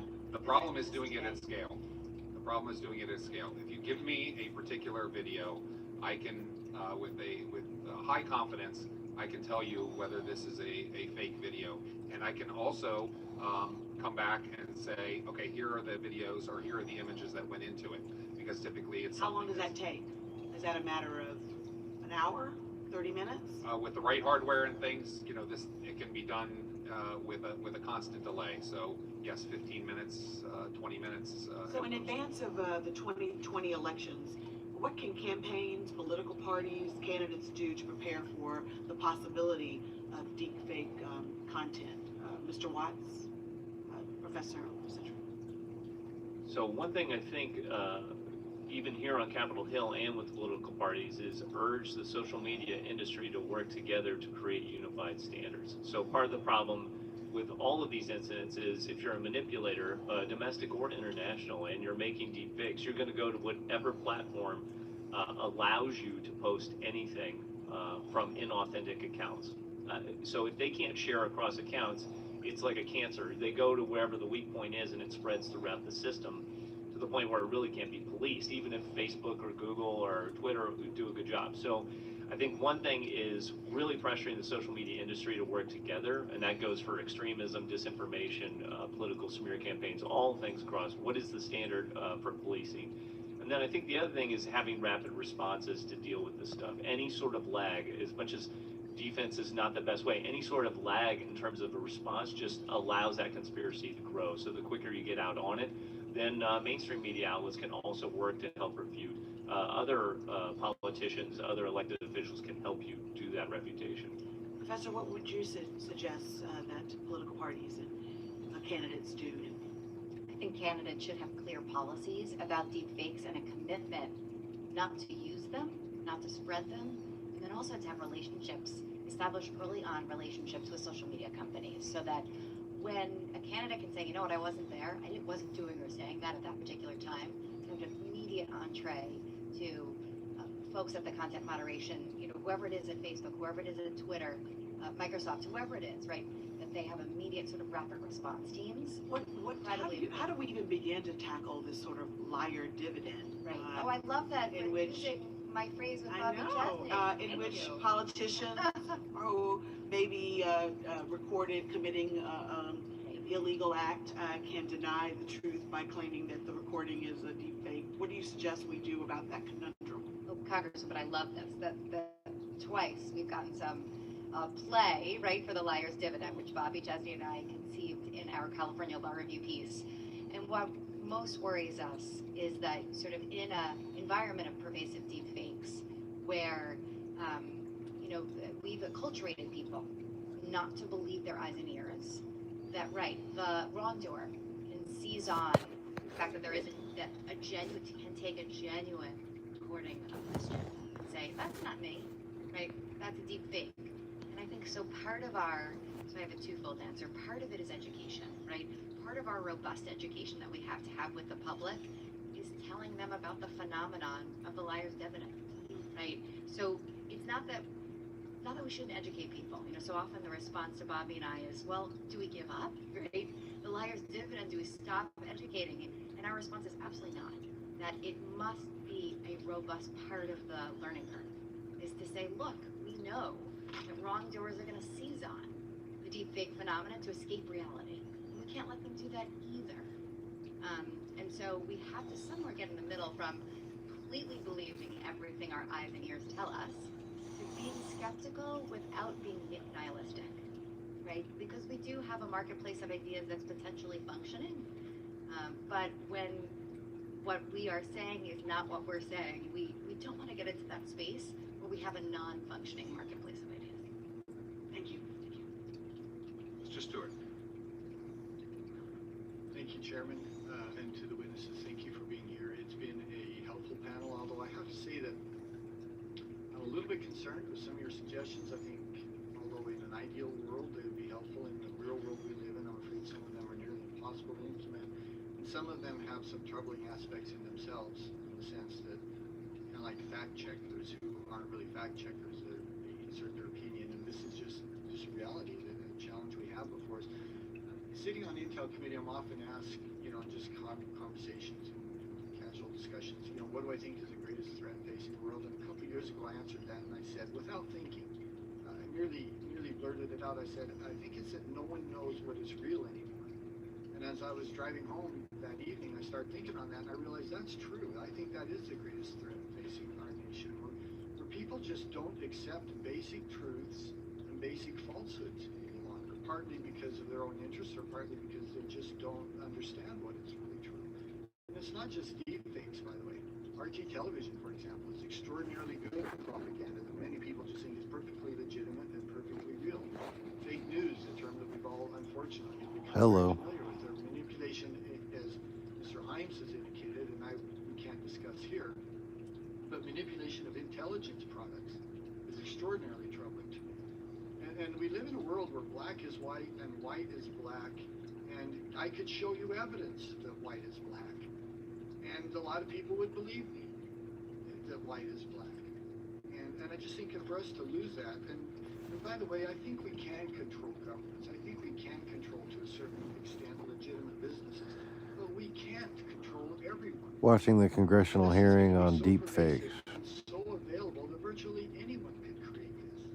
And it's easy to control the U.S. government and say, well, you can't create it, you can't use it for political manipulations or whatever it might be, but you can't control the other 6 billion people on the earth. And that is my concern, just the pure volume of it. It's like trying to monitor every bumblebee that's flying around America. And last thing, and then I'll get to my questions, it goes both ways, and this is my concern as well. We could create the impression that a lie is real, but we could also say that something is real is a lie. To use some of your examples, a politician caught in a bribe, which by the way, politicians do much worse things than that, but still 1970s, but let's go with that example. Politicians is caught in a bribe, and it could be actually true. And he would then say, no, it's just a deep fake. No, that's not real. And so you lose the credibility in both ways, which now brings me to my question. The first is, and I'll ask them both and get you to respond, with the potential for so much harm, should we have the algorithms that create deepfakes? Should they be open source? And if the answer is no, we've got to do that right now. We can't wait for 2 or 3 years to do that because they'll already be pervasive throughout the world. The second question is, and this is almost rhetorical, but I'd love your answers or thoughts on this. How do we prepare people to live in a world of deception? How do we prepare people to live in a world where they just generally may not know what's real or not? Anyone who would jump on those two, should the algorithms be open source or should we control them? Yeah, I'll address the first one. We made a conscious decision to make the Metaphor program open. You'll see even a week and a half from now in Long Beach at the Computer Vision Pattern Recognition Conference, there'll be a workshop there that's dealing with this. Even though there's potential for our adversaries learning from these things, they're going to learn anyway. We need to get this type of stuff out there. We need to get it into the hands of users. There are companies out there that are starting to take these types of things. So I absolutely think that these types of things need to be open source. There's nothing. It's the same technology that's being used in terms of deep learning to create this type of content. And I just want to understand, you're saying that it should be open source primarily because they'll get access to it anyway. Is that the essence of your response? Well, and people need to be able to use it. The more we can use it to educate the community, educate people, give people the tools so that they can make the choices for themselves. That's what we're looking for. I'll accept that, although with some hesitation, but primarily the first part of the answer, and that is, I think, indicated anyway. What about suggestions? I'm sorry, on how we prepare people to live in a world that just is so steeped in deception. I'm sure you've thought through that. We have 10 seconds to answer. So when Justice Oliver Wendell Holmes came up with the notion of the marketplace of ideas, he was a cynic. He wasn't suggesting that truth would always out, and he worried about humanity. But the broader endeavor is at the foundation of democracy, is that we can have a set of accepted truths, so we can have real meaningful policy conversations. We can't give up on the project. Well, I agree with you, and that's our hope. But as I said earlier, that foundation of accepted truths is very shaky at this point. Thank you, Chair. Thank you, Mr. Carson. Thank you, Chairman Schiff. In an era with prevailing distrust of the journalists and media, do deepfakes risk aggravating this kind of distrust? So prior to working in AI, I was a professional journalist. Is that a porn for thing? 8 years, and That's hilarious. Bloomberg and Business Week, so I speak from some experience. Yes, I think that this is a very, very, very I was trying to ignore the name. actually undercover threat, because when you write a story that people don't like, they try and attack. Wasn't expecting him to say anything intelligent. Or they try and attack the integrity of the institution. Like, and oh, this makes God, it here we trivial go. to do that and to produce stuff that can convince people that you were not being factually accurate. But very, very thoughtfully said, though. So yes, not only do we see the journalists themselves, like Miss Ayub, being attacked. More people need to be but aware and talking I think about what is that. so corrosive is the notion that the media is going to sit on real evidence for fear that it's a fake. And we've certainly already seen, sort of stings with media organizations. And now they've got to be wary of stings with deep fakes that are really tough to debunk without some legwork, right, with journalistic effort. And so the corrosive effort, what Bobby and I, Chesney and I call trust decay, affects not only politicians. Welcome, but Mr. Jim Lay. political institutions, How you doing, right, sir? Everything, right, and centrally so journalism and the media. If I could just add to that, over time, if an information consumer does not know what to believe, they can't tell fact from fiction, then they will either believe everything or they will believe nothing at all. If they believe nothing at all, it leads to long-term apathy, and that is destructive for the United States. I think you could look to Russia as an example of what has happened internally to the Russian people and how the Russian government has used the fire hose of falsehoods approach, that if you can't believe anything, you just give up and surrender. The consequences for democracy are political participation, long-term apathy, disappointment in officials that anything can be achieved, not wanting to show up and do things like register or for the draft or show up as an all-volunteer force. I would tell you that would be one I would look at over the next 10 to 15 years. So I think that's the long-term corrosive effect. And if you look at Russia's long-term doctrine of subversion, that's what they're after. They just are much more patient than we are and willing to wait decades for it to come to fruition. In addition to that, so will technology solutions for authentication be available for even sufficient amounts for journalists or media organizations or fact checkers to keep up with even validating a piece of media before reporting on it, like Chairman Schiff crowd surfing at South by Southwest or premiering his own Netflix special? How can you verify those things as journalists? I think it's important to have these tools out there for them. It's where we are not at the case now. As I said, we have point solutions. We don't have a general solution. We don't have a gatekeeper that can be automated completely. This is a cat and a mouse game. As things get better for our being able to deceive visually, they're going to get better, and they're going to move on to covering up their trace evidence. But I think the tools can be put in the hands, and they should be. We had situations where there are embedded reporters where somebody comes up to them with something on a cell phone and shows an atrocity, and they need those tools. They'd have to know whether to report on that or not. So these manipulations, even before the automated piece of deep fakes, people were doing these types of things, and it's a major concern. It could even evolve into some kind of new scam where you have someone with a piece of information selling it to TMZ or even a so-called credible media outlet, scamming for $50,000, and the piece is like fake. It's possible, sure. If I could add one dimension to this, though, is that how lucky we are to have a very engaged public in terms of actually rebutting things that are false and challenging them. It's not just journalists that are doing it, it's also the public that will challenge back and forth. One of the dangers that we don't think about, though, is in information environments where authoritarians control and eliminate all rebuttals. That can have a very significant backlash to us, which is why I would like to see widespread proliferation of authentication, not just for here in the United States, but on the other side of the world where a regime controls all the information flow and can suppress reality. That's worth stating. Fact-checking is expensive and time-intensive, and the number of news organizations on the planet who are doing well in economic terms is sort of dwindling over time. And so I think that if we were to go down this path, you need to find a way to fund that, because they, of their own volition, because of the economics, they're not going to naturally adopt this stuff other than a few small trusted institutions. So it becomes incredibly difficult to remain a credible news source when you're having to pay to fact check constantly. Yes. Okay. Thank you, Chairman. I yield back. Mr. Crawford. Thank you, Mr. Chairman. We've come a long way since Milli Vanilli, haven't we? In the time that we've been here, I pulled up a video that's recently posted. Two British artists teamed with an Israeli company. If I get the name right here, Canny AI. I don't know if you're familiar with them. They created a video of Mark Zuckerberg saying, among other things, he can control the future. And they posted that on Facebook specifically to challenge Facebook. And then Zuckerberg has responded by saying he's not going to take that down. I just wonder if y'all could comment on that. What do you think this is about?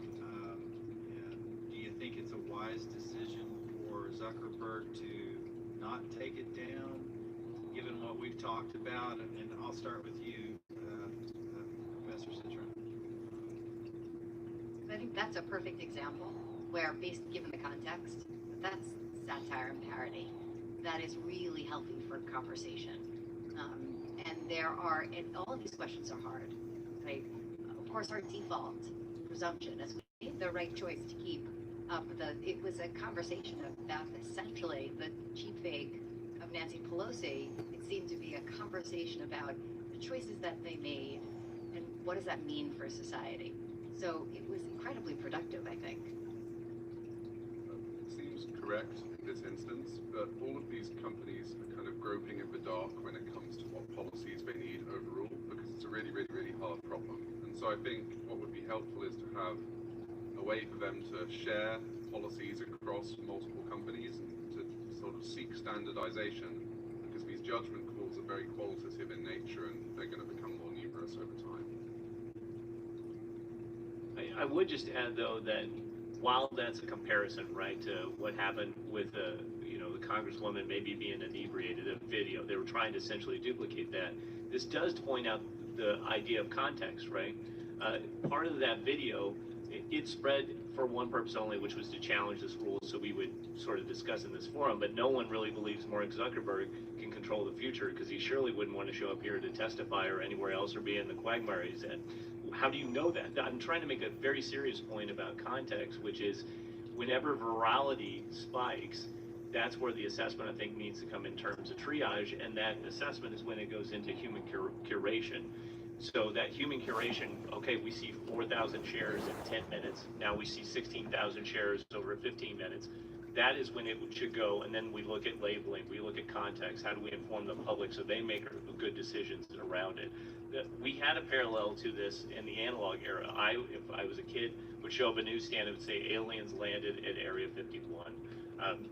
I would ask a mother, friends or family, where does this come from? They say, oh, that source is just putting out information for entertainment. That didn't really happen. We need to help the consumer make a better decision around that. So I like it that Facebook has been consistent in terms of their enforcement. And I'm also not going to say that they should never change what those terms are. I think they're looking to Capitol Hill to figure out what is it that we want to be policed. What do we want Europe? Let me ask you this: is there technology that is developing at a quicker rate or whatever? It's distributed along the lines you'd expect of prominent research centers in America, China, and Europe. So it's distributed wherever you have good AI technologists who have the capability to create this stuff, which makes it very challenging. At some point, this will be available off the shelf, though, right? Folks at home will be able to access it as all technology becomes. It already is. Absolutely. That's one of the big differences. You used to have to go out and buy Photoshop or have some of these desktop editors.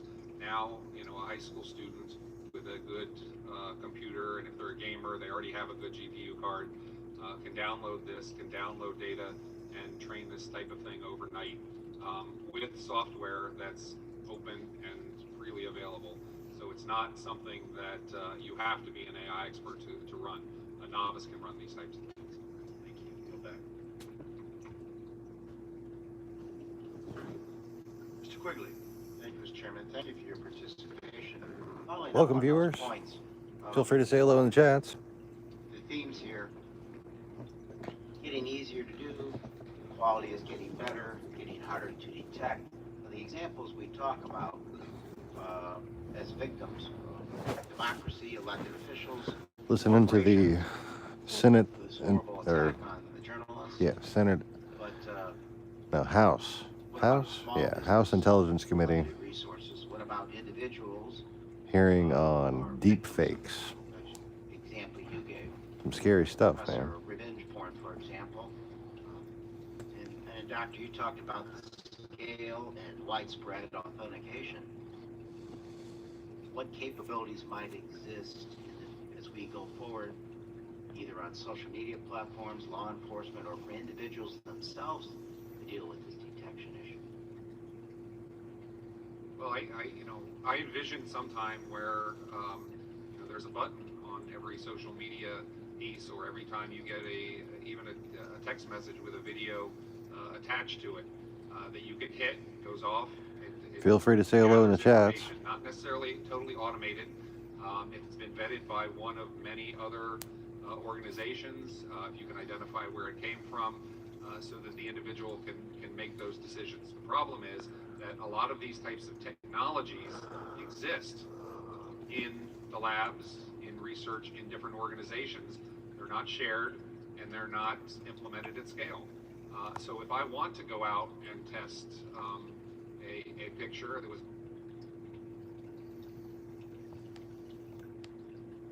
a very interesting picture before a tornado up in Maryland a couple of weeks ago. It looked surreal.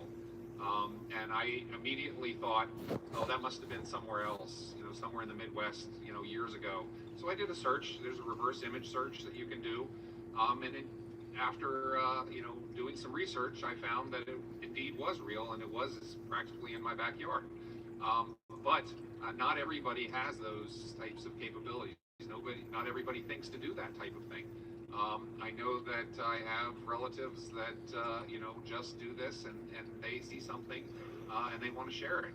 And so I think the education piece and getting these tools at scale is what we need to we need to work towards. The key is, even with detection, for the everyday person who has a deepfake sex video in the Google search of their name, prominently featured, and a platform refuses to take it down, it is their CV. So that even with, meaning it's part of what everyone sees about them. And so it is incredibly destructive. And the same is probably true for the small business. Can'tAffordReputation.com, if there is a deep fake that really casts asunder their business model, right? They may not be able to have it removed, even though it is false and it's an impersonation, and even if it's defamation. We know that the law moves really slowly. They brought a defamation suit, assuming they can find who the creator is. So that we're going to have this, we're in this liminal period where, and may last years, where individuals will suffer, and it's incredibly hard to talk to victims because there's so little that I can force anyone to do, and we're going to see a lot of suffering. And the issues that we just talked about, are they trying to tackle those with your model laws that you were talking about? Yes, so I am the Vice President of the Cyber Civil Rights Initiative, and we have been working with lawmakers around the country, both at the state level and the federal level, both in terms of non-consensual pornography, and now to think about how we might really carefully and narrowly craft a law that would ban deepfakes or manufactured video that are essentially impersonations that amount to criminal defamation. So I think we've got work ahead of us at CCRI and laws around the country. It can be tackled, but it's going to have a really modest impact because law moves slowly. And when you're doing this, you're talking to local and state law enforcement agencies? Yes. So in my work on cyberstalking, I wrote a book called Hate Crimes in Cyberspace, which was about the phenomenon of cyberstalking and how hard it is to teach local law enforcement both about the technology and the laws themselves. You know, they're great at street crimes, but when you talk to them about online crimes, even though they're offline components, they say, I don't really know where to begin.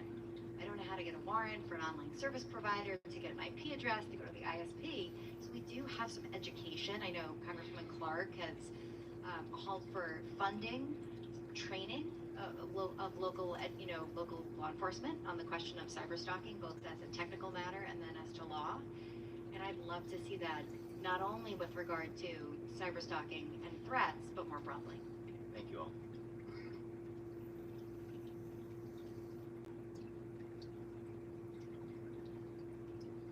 Mr. Hurt. Yes, Mr. Hurt, sorry. Thank you, Chairman. I'm going to try to do something that's probably impossible in the next 5 minutes. Touch on, get y'all's perspective on 4 areas. The ability to detect. We've touched on, Mr. Dorman, you touched on authentication as a strategy for this. How do we develop a strategy in a narrow national security sense to counter disinformation, and who should be doing that, and then broadly education. And my first question is probably to you, Mr. Clark and Dr. Dorman. Can you talk to us about the ability to detect in the forensics? Like, is there ability to do a pixel by pixel analysis, a bit by bit analysis? Is there other areas of basic research that we should be focusing on in order for us to help with an ability to detect? Well, the approach that's being taken in the community is one of a comprehensive view. So yes, there are pixel types of applications, not necessarily pixel by pixel, but the metadata that you get on an image, you know what compression algorithms that were there, you know that there are residual information left if you take an image, you modify it, and you recompress it. So at the digital level, that's where a majority of the work is being done, and that's. And how easy is that now, and who should potentially be doing that? Well, the government is putting a lot of money into this piece. As I said, there's a lot more manipulators than there are detectors. I would hope that behind closed doors at the social media sites and the the YouTubes of the world are looking into this type of application, but I'm not sure. Is the ability to understand the various metadata, or even getting to a point where we can do pixel by pixel exploration in mass, is that going to help us in the point we can do real authentication? So anytime you put a video up or a picture up, there's a green check mark. Is that Personally, I don't like.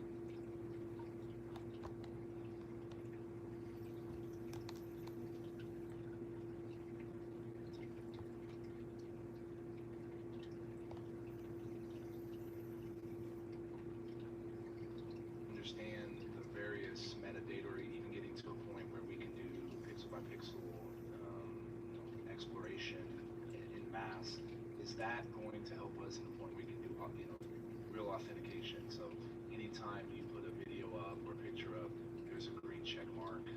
Is that Personally, I don't like to use the word authentication because, as we know, absolutely everything that goes up online is modified in some way, whether it's cropped or there's a color histogram distribution adjustment, but it's not things. Well, we like to use that things have been modified, but it's a scale. So if there's the modification of intent, if you put a flower in a picture next to someone, that has a very different effect than if you replace somebody's face in a picture. And so this discussion, this attribution piece, and the actual report that says this is exactly what was done was a big part of the Metaphor program as well.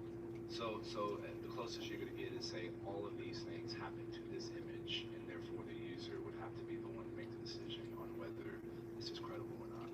Yes, and even in an automated way, if you are taking an image and you're the FBI and you're going to court, even if you did change one pixel, you lose the credibility. But if you're doing an FBI and you're doing an investigation and you have a very compressed, grainy surveillance video, it still might give you information you believe it.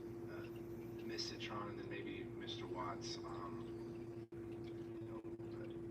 disinformation is a subsection of covert action. Covert action and counter-covert action is responsibility of the Central Intelligence Agency. Yet the Central Intelligence Agency, because of the National Security Act of 47, can't do covert action in the United States of America. Very hard to do it in English. How should we be looking at a government strategy to deal with disinformation, especially in the context of national security? Or somebody else more appropriate to start with that? I think it's two parts. I would encourage the social media industry and the platforms to focus on methods.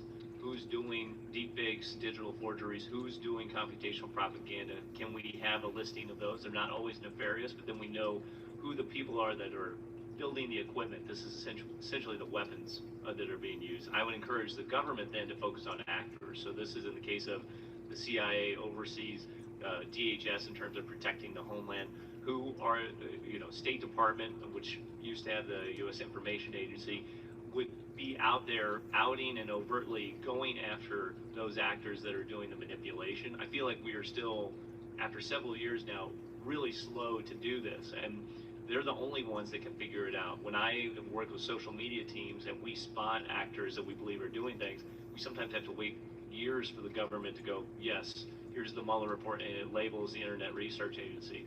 But that had already been out in the news. So the more rapidly the government can do that, the more the public can help, the more the social media companies know what to take down, because that attribution really only comes down to the U.S. government. They're the only ones with the tools, really, that can do that. Copy. Thank you. Chairman, I yield back. Mr. Heck. Thank you, Mr. Chairman. First of all, Mr. Citron, I want to make sure that I understood correctly. If something like happened to that reporter in India and happened in America, did I understand correctly that would not constitute a crime per se? It might be understood as cyber stalking, which is a crime under federal and most states' laws. The problem is it was sort of like death by a thousand cuts. And to constitute cyberstalking, you need a course of conduct, persistent repetition by the same person. So if it were the first time, And what happens is it's like a cyber mob coming together. So one person puts up the photo, screenshot. Another person puts up the home address. Yet another person puts up, I'm available. Just all it says is I'm available with a screenshot. so the person who originated it, under current law, would likely not be subject to criminal prosecution. Right. Did I also understand you to say that even if it were, it would have modest impact? That is, what I said was, if we had criminal laws that combated the sort of deep fake phenomenon and really tailored to falsehoods, impersonations that create cognizable harm, I think law is really important. It's not that it's modest in the overall impact, because we need a partnership with technologists, right? I want to move on, but I also cannot help but have this terrible flash of Dante's Inferno, abandon hope, all ye human are here. Whose job should it be to label? That wasn't clear. I kind of thought it might be the media platform company. I think it would be the creator, that is, that we could, much as we do in the campaign finance space, where we say there's certain disclosure rules, that we say if it's a political ad, you have to own it. So if it's a foreign originator, how is it that we have any jurisdictional reach? And Well, we don't. I mean, there are no boundaries, right? And so as a matter of practical fact, even if it's created in America, transmitted to a foreign person, and then retransmitted, we have no means of enforcement. So labeling in and of itself. And that might be a remarks reasonable above practice. about Dante's Inferno. But look, we've got social media platforms. If they had some responsibility, they may, and if indeed, and I'm pretty skeptical about whether we're going to get there in the near future about the technology of detection, but assuming that's possible, then a reasonable practice could be disclosure, saying this is a fake. So do with it what you will. We actually have as it were, a comparable truth verification mechanism currently, Snopes. And yet, a member of my family, who shall go unnamed, immediate family, once posted how outrageous this was and how the Constitution ought to be amended because members of Congress can retire after one term, immediately collect full pension benefits. Every member up here has heard this. Have health care free for life, and their children go to college for free. Not one word, not one letter of that assertion is true, which could have easily been verified if they had gone to Snopes. They didn't. And even if they did, in a political context, the truth is the person who's perpetuating that may have a political agenda such that they also, in a parallel fashion, engage in ad hominem, as it were, attacks against the reliability of Snopes. So, see remarks above. And are here. I don't have much time left, but I'm really interested in Mr. Himes getting at the issue of political speech, First Amendment. You mentioned that we are protected against being impersonated, but it's not clear to me how we square case law, which has created a very... It enjoys First Amendment protection because, as Justice Kennedy explained, it reawakens the conscience. It has us engage in counter speech and sort of recommit to citizenship. But there are times, as the court made clear, that when falsehoods create certain kinds of cognizable harm, that we can and should regulate. And that includes defamation. Even of public officials, if said with actual malice, that or you're reckless as the truth of the matter asserted, right? So they're true threats, incitement. There's 21 crimes made up of speech. We can regulate certain words and images if it falls in one of those categories, or if we can meet strict scrutiny. So yes, the presumption is that it's protected speech if it's a falsehood, but falsehood that causes cognizable harm, the court has explicitly said, actually it's the entire court, has said that that is a space that we allow regulation. Mr. Welch.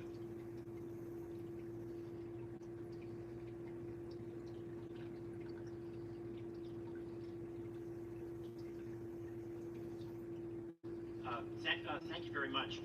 You know, this is very helpful. There's different categories, and we're all trying to get our arms around them. There's the question of the First Amendment, which Mr. Heck and Mr. Heimser, I've heard you be describing. It's essentially the whole world of publishing is upside down. It doesn't exist like it did prior to the internet. So the question is whether we want to get back to some of the principles that Welcome, viewer. Sorry I had to reconnect right there. it's not like Feel free to say hello in the chats. necessarily have to be abandoned. They have to be applied. And they would apply in different ways for each of those different categories. I just want to ask each of you whether we should get back to the requirement of an editorial function and a reasonable standard of care by treating these platforms as publishers.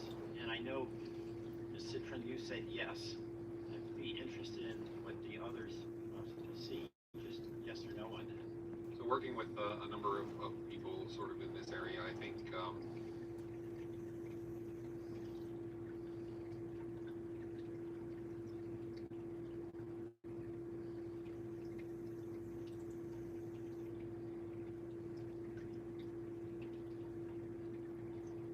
I think the horse sort of left the gate on this. I don't think we're going to be able to get back to that type of Well, what about with that statutory change that Ms. Citron was proposing? Let me just go on a little bit, because who has the duty? May I be clear for 1 second? Yeah. It wasn't that I was suggesting that social media platforms be understood as publishers, strictly liable, but rather that we condition their immunity on reasonable practices. Right. Those reasonable practices may be the content moderation practices they use right now. So I'm going to disagree about calling them publishers who would be strictly liable for defamation. That's not. Platforms very, very quickly, and they can pose platforms to evade rules or be put against platforms doing certain types of things. So I do agree with Dr. David Dorman here that it's very difficult to contemplate controlling speech in this way, because I think the habit of the entire culture of people has changed. Well, what about on this question of somebody going online and putting up a fake video that destroys an IPO? Who has a duty of care with respect to allowing that to be stated on their platform? And nobody has it? I think we can authenticate content and users. And I think that you can make users culpable for certain types of content that they post. Who would be liable in the case of that false statement about an IPO that destroyed its value? I would defer to the lawyer. The speaker, the creator of the deep fake. And so long as Mr. Clark suggested, the platform had reasonable practices of authentication and sort of ex post moderation practices. But does the platform under current law have any duty? They have no liability under Section 230 of Right, the so UCC Act. that seems like a very direct question. And one of the other issues that is debated, there's a different point of view often between Republicans and Democrats about bias and what goes on in the platforms. So there would have to be some standard that wasn't seen as tilting the playing field for Republicans or Democrats. Is that possible to do? And was that something that was true? Aspect out of this, if you have open standards developed primarily by academia, companies chime in on, and it's auditable by scientists to kick the tires and provide assurance. Seems reasonable. Thank you all very much. My time is up. I yield back. Ms. Demings. Thank you so much, Mr. Chairman, and thank you to all of you for being here. You know, this conversation this morning has been pretty disturbing and actually quite scary. You know, when I think about it, the internet is the new weapon of choice. And as I listen to the testimony and the questions here, you know, as we think about an individual who goes out and violates laws or creates harm, would be held accountable, I believe that any individual or entity that bullies or stalks or creates harm or public safety becomes a public safety risk,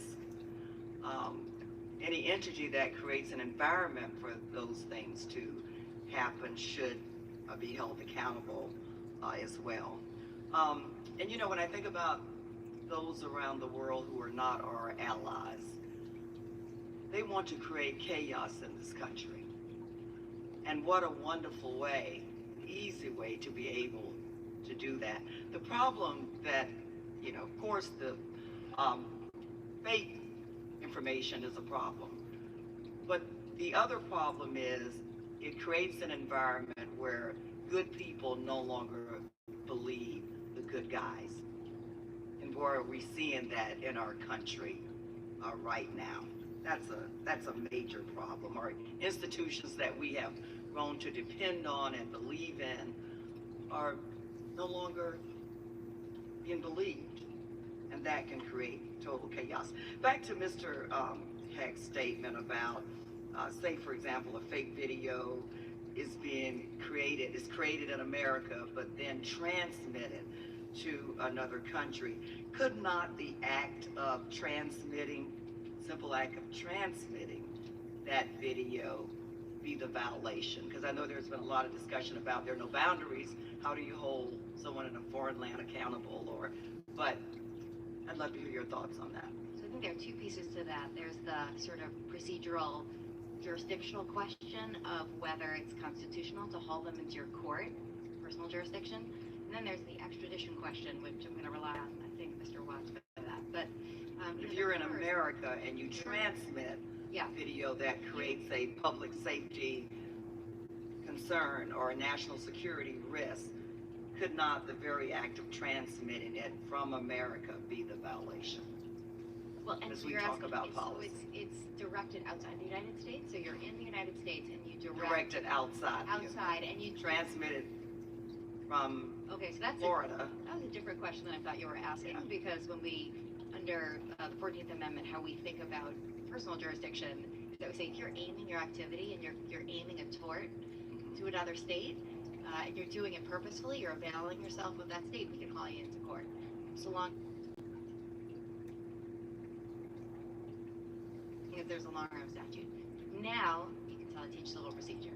Now, we've confused me a little, because then the question is, when it's an American directing harmful activity abroad, I would imagine that then is contingent on that country's jurisdictional rules and our extradition arrangements and treaties with them, right? So, Mr. Watts, you want to take it from there? Yeah, I mean, I'm not a lawyer and I try to avoid them, but I would generally say that there is no specific provision around transmitting that abroad. I think it comes down to whatever country it is that is affected by it, if it breaks their laws, and then if they have an extradition relationship with the United States. That is probably not worked out. I'm not sure if it's ever been executed. It could have, and I'm not aware of it. But it is something that needs to be addressed, because what has been very clear over the last 4 years is there is no physical boundary in these communities and these disinformation networks online. And they oftentimes, the smartest manipulators out there, Russia, China, Iran, they actually look to enlist people in foreign lands to make the content look more authentic. And they're setting people up. Sometimes they're aware of it, and sometimes they're not aware of it. Those that are aware of it are doing it willingly. And so if you look at the Macron leaks, for example, which was another hacking attempt trying to drive an election, it was actually someone in North America that alerted the world to it, right, and pointed the direction to it. So I do think we need to figure out what those relationships and how we would handle it in terms of our own law enforcement environment, because we are now going out to other countries and asking them to do that for us. Thank you. And back to, I know we've talked quite a bit too about the intelligence community and our national security entities. But could you talk just a little bit about how should we task the intelligence communities and our national security entities with assessing and forecasting future impacts of deep state technology? I think there's two parts. One, who are the purveyors and actors that are going to use that? That's pretty straightforward. I mean, from the outside, even where I work, I can see a lot of that. I think the part that might be missing from the government's perspective is where those technologies being developed. The number one place I would have someone as a liaison in the U.S. government right now is Tel Aviv. I mean, this has been a central hub of everything from cyber tools to influence tools, influence operations, both good and bad, you know, depending on what your perspective is, but that is a tech hub. I feel like oftentimes when I talk to the government about that, they're really well informed about what deep nation state actors are doing, but oftentimes missing what the private sector is openly available in terms of AI and other tools that are out there. Yes, Mr. Clark. Yes. Thank you. Okay. Just quickly to this point, it's worth repeating that the fundamental techniques and tools for this are published openly online, and we can easily compile quantitative metrics for the rate of improvement, so we can do that forecasting. So I agree with what Mr. Watts said, but it is easy to go and discover this information for ourselves. Thank you. Mr. Chairman, I yield back. Dr. Wenstrom. Thank you, Mr. Chairman, and thank you, Ms. Demings, as you addressed the question that we ran out of time on extradition laws. I appreciate having the opportunity to hear from you on that. Just getting to other punitive measures that we may be able to start talking about, thinking about. And with the extradition laws, though, we might have a lot of people hanging out in other people's embassies for many, many years, rather than being extradited. These fake stories. And what about prison time? We really need to consider being pretty tough on this if it's to be effective. One thing I would add that Chairman Schiff brought up, and I kind of ran out of time in the opening questions, was about sanctions. What we did see, if you look at the GRU indictment in particular, which I think is July of 18, they're essentially being sanctioned or outed, and so are those companies in the February 18 Troll Farm indictment. That's very effective, but you could move down the chain of command such that hackers and influencers, propagandists, don't want to be hired at those firms because they know the risk that they could be individually sanctioned. I think that could be an effective technique. It seems like it would be hard to execute, but once we got good at it, I think it would be a great facet, which is if you can turn down the employment to where the best hackers and the best propagandists don't want to work with those authoritarian regimes, it could change the nature of things.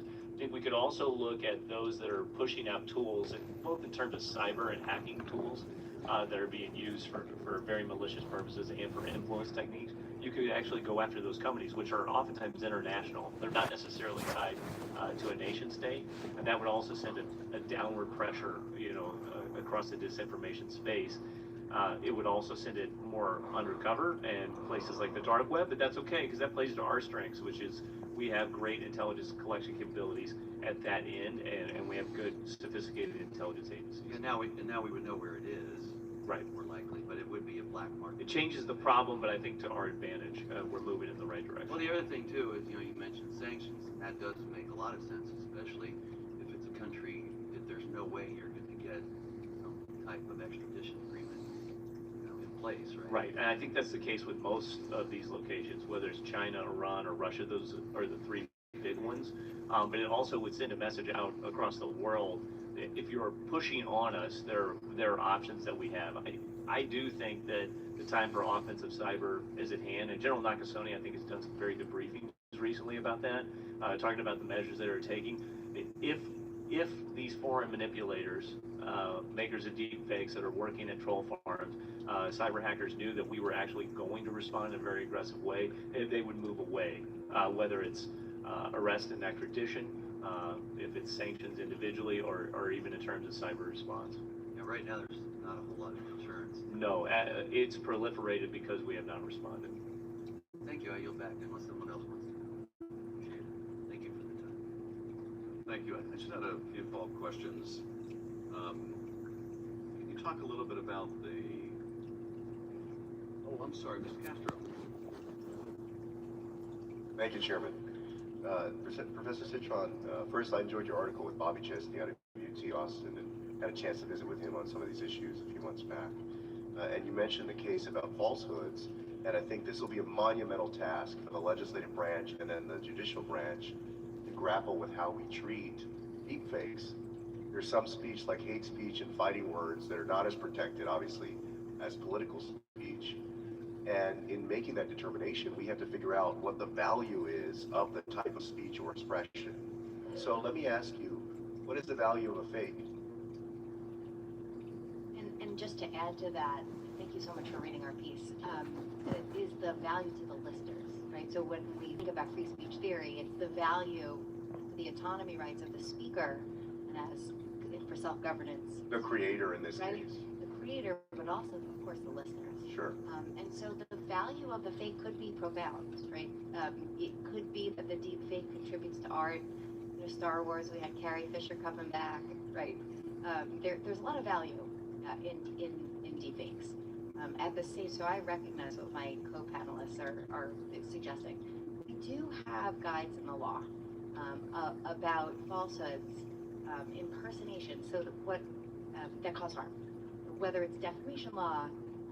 Or it's another kind of speech where we say fraud. Right, so you think we may go down the road, or the court eventually may go down the road where certain speech, like hate speech, is not protected, obviously, the same way as political speech, or even ordinary speech. I think we're going to stay firm on hate speech. I have a feeling. And No, but I mean for fakes. Auto. That there will be certain fakes that are treated differently than other fakes. Depending on the context. All of this is so contextual. So I don't think we can have a one-size-fits-all rule for deep synthetic video, even as to impersonations, because you could have satire and parody, which is really valuable and important. At the same time, we've got to bring context to the fore and say there are times when these falsehoods, the deep fake, causes real harm that is cognizable, and real harm that either doesn't enjoy First Amendment protection or enjoys less rigorous protection, and we can regulate it. Let me follow up. I wanted to ask y'all, one of the big challenges that we had with the Russian interference, particularly what they put on Facebook and social media, is that it seemed as though the social media companies were unprepared for that, and there was no infrastructure for vetting or moderating those things.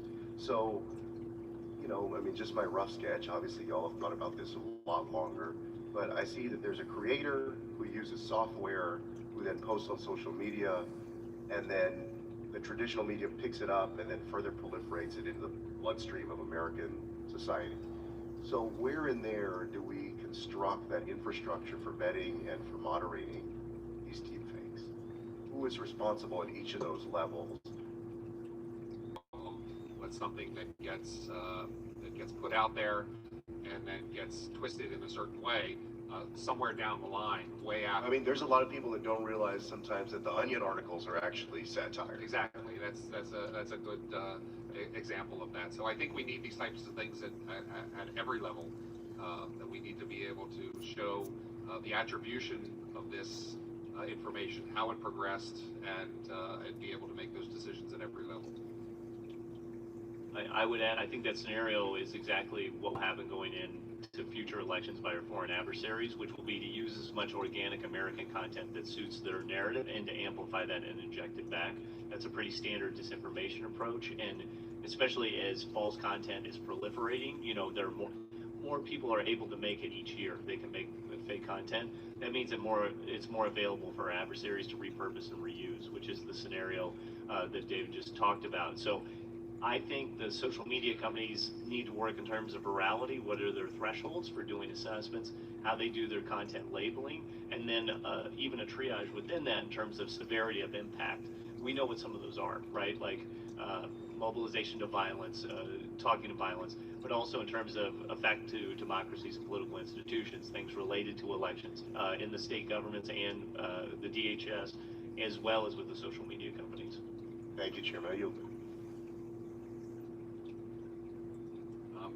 Thank you. I just wanted to ask a few follow-up questions. I don't know if any of you know to date how many millions of views the doctored video of Speaker Pelosi has received, but I wonder if you have a sense of If there are X million views of that video, how many of those millions will ultimately learn that that video was a fake, and how many will be permanently misled? And then what's more, if you could comment on the phenomena that even if you're later persuaded that what you have seen of the person is not true, I understand that psychologists will tell you that you never completely lose the lingering negative impression you have of the person. So I wonder if you could comment on those two issues. Fact checks and clarifications tend not to travel nearly as far as the initial news, so we would expect the same to hold here, whether people who have seen the doctored video, tiny minority will be aware that it was doctored, would be the assumption. So the assumption will be, if you put this out, that a very small minority will actually learn that it's a fake, no matter how good you or the press do of putting that out there, because the truth in this case, that what you've seen is false, is not going to be as visually impacting. It may not be visual at all as seeing the video. Yeah, but the way I'd quickly put it is, if you care about clarifications and fact checks, but if you're just passively enjoying media, you enjoy media. And so the experience of the speaker fake is you enjoy or experience that media, and an absolute minority care about whether that's true beyond the entertainment value you extracted from it. And it's a general thing. What should, I don't know whether it's journalism or whatnot, what should teachers in schools be educating young people about these days, about whether you can believe what you see? This gets to the liar's dividend. By the way, in politics, there's a saying that the first time you hear an expression or an anecdote or a story, you make personal attribution. The second time you say, somebody once said, and the third time it's pretty much yours. So liar's dividend is now out there. But how do we educate young people, or not so young people, about how to perceive media now without encouraging them to distrust everything, in which case there is this liar's dividend? It's true that the more that what we're seeing, even if it's totally false, confirms our worldview, social psychology studies show that we are just going to ignore it, so that we will believe the lie if it confirms its confirmation bias theory. So you're right, that it becomes incredibly hard for the fakery to be debunked because it's so visceral video, and because if it confirms your worldview, it's really tough. And that's the task of, as parents, as educators, that as teachers, as we talk to our students, the critical, 10 years ago, remember, the critical thinking was about how do we teach students how to do a Google search, and can they believe everything that's in the prominent in a search in whatever they're doing. And we saw that the phenomenon to avoid and escape responsibility. Well, the other challenge too is we have a White House that has popularized the term fake to describe lots of things that are real. In fact, some of the most trusted news sources in the country. So there's already an environment in which there's license to call things fake that are true but are critical. And it seems that that's a pretty fertile ground for proliferation of information that is truly fake. We find ourselves, frankly, trying to find other words for it, false, fraudulent, because fake now has been so debased as a term. People don't know really what you mean by it. I think it's worth noting, too, that when President Trump referred to the Access Hollywood tape, he said, well, that never really happened. The Holt interview, that wasn't right. We've already seen the liar's dividend happen in practice from the highest of the bully pulpits. So I think we've got a real problem on our hands.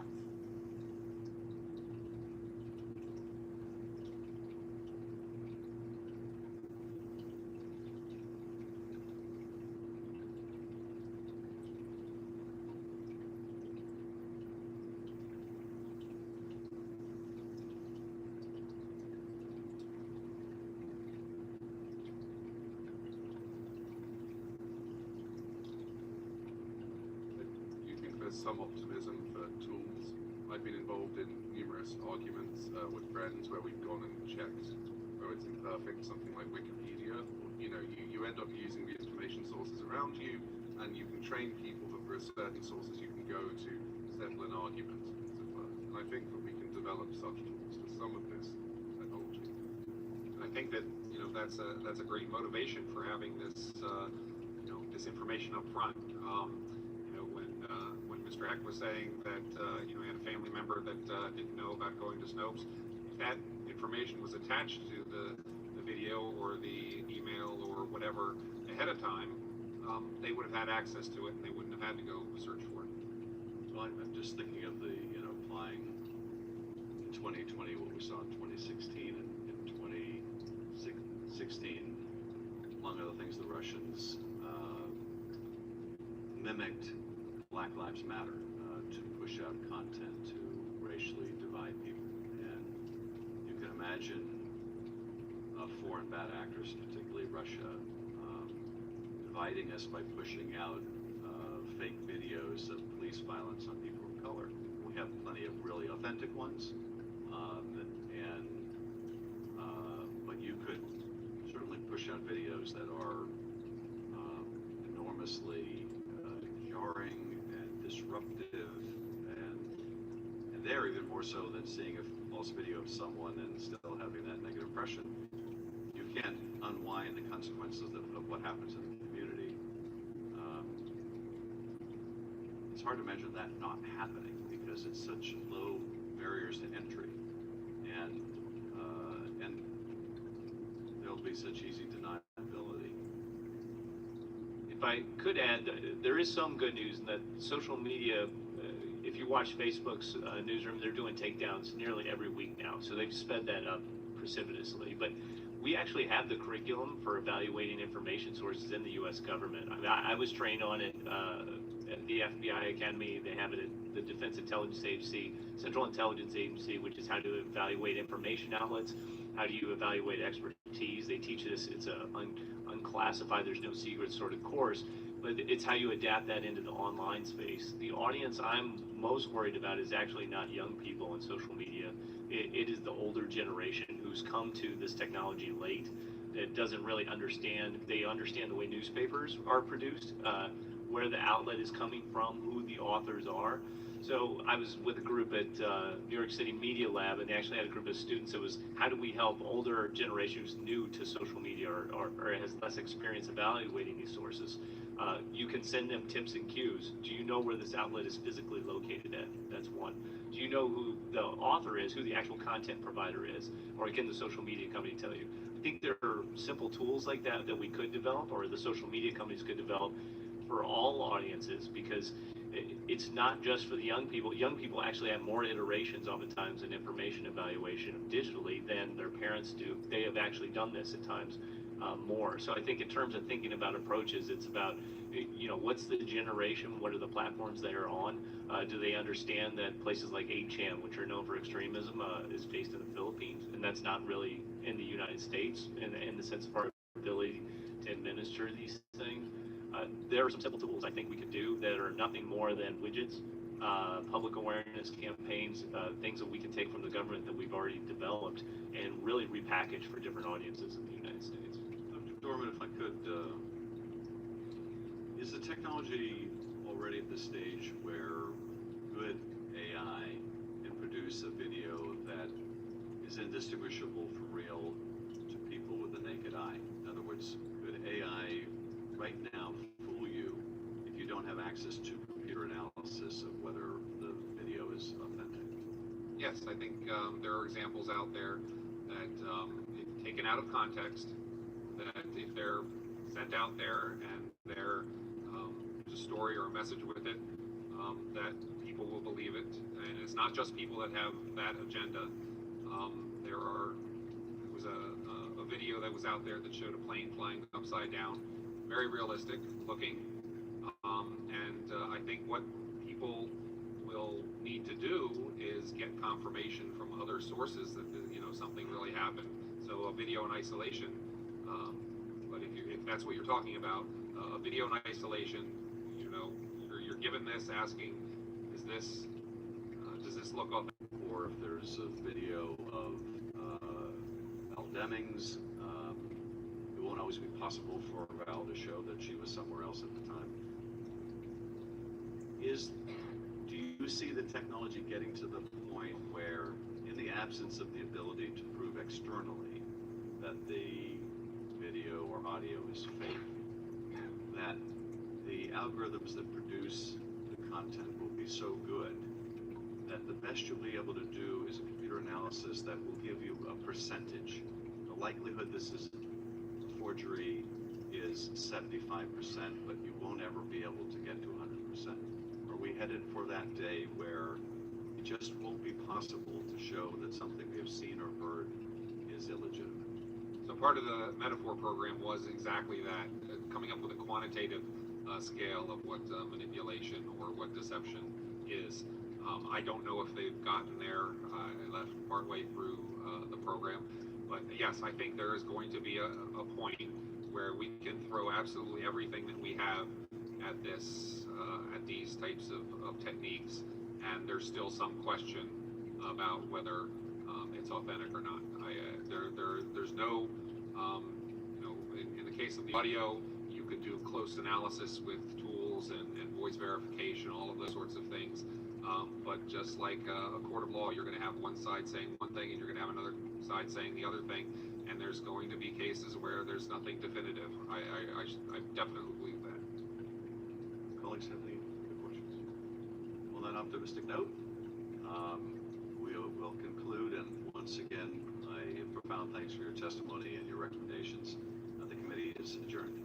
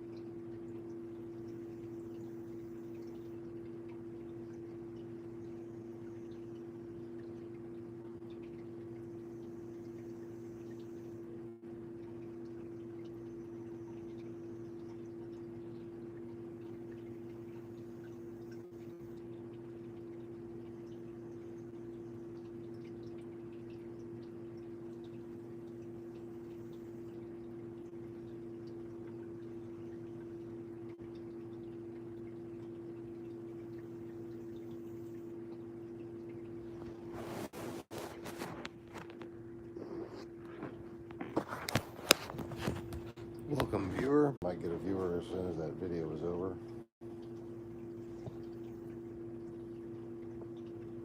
Funny how that works.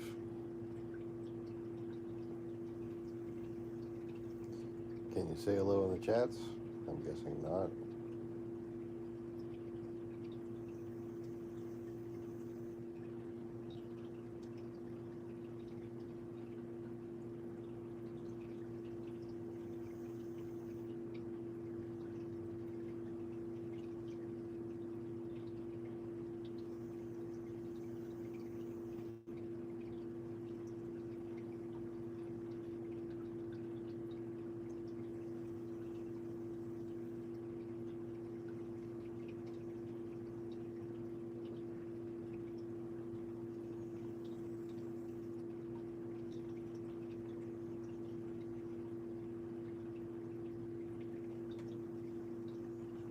Come on, say hello.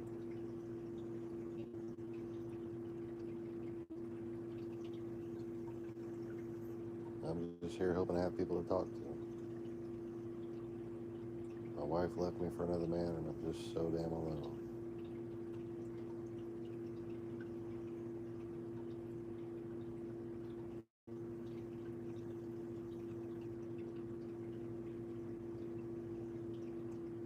Keep on having dreams about her. Yet all I want to do is sleep.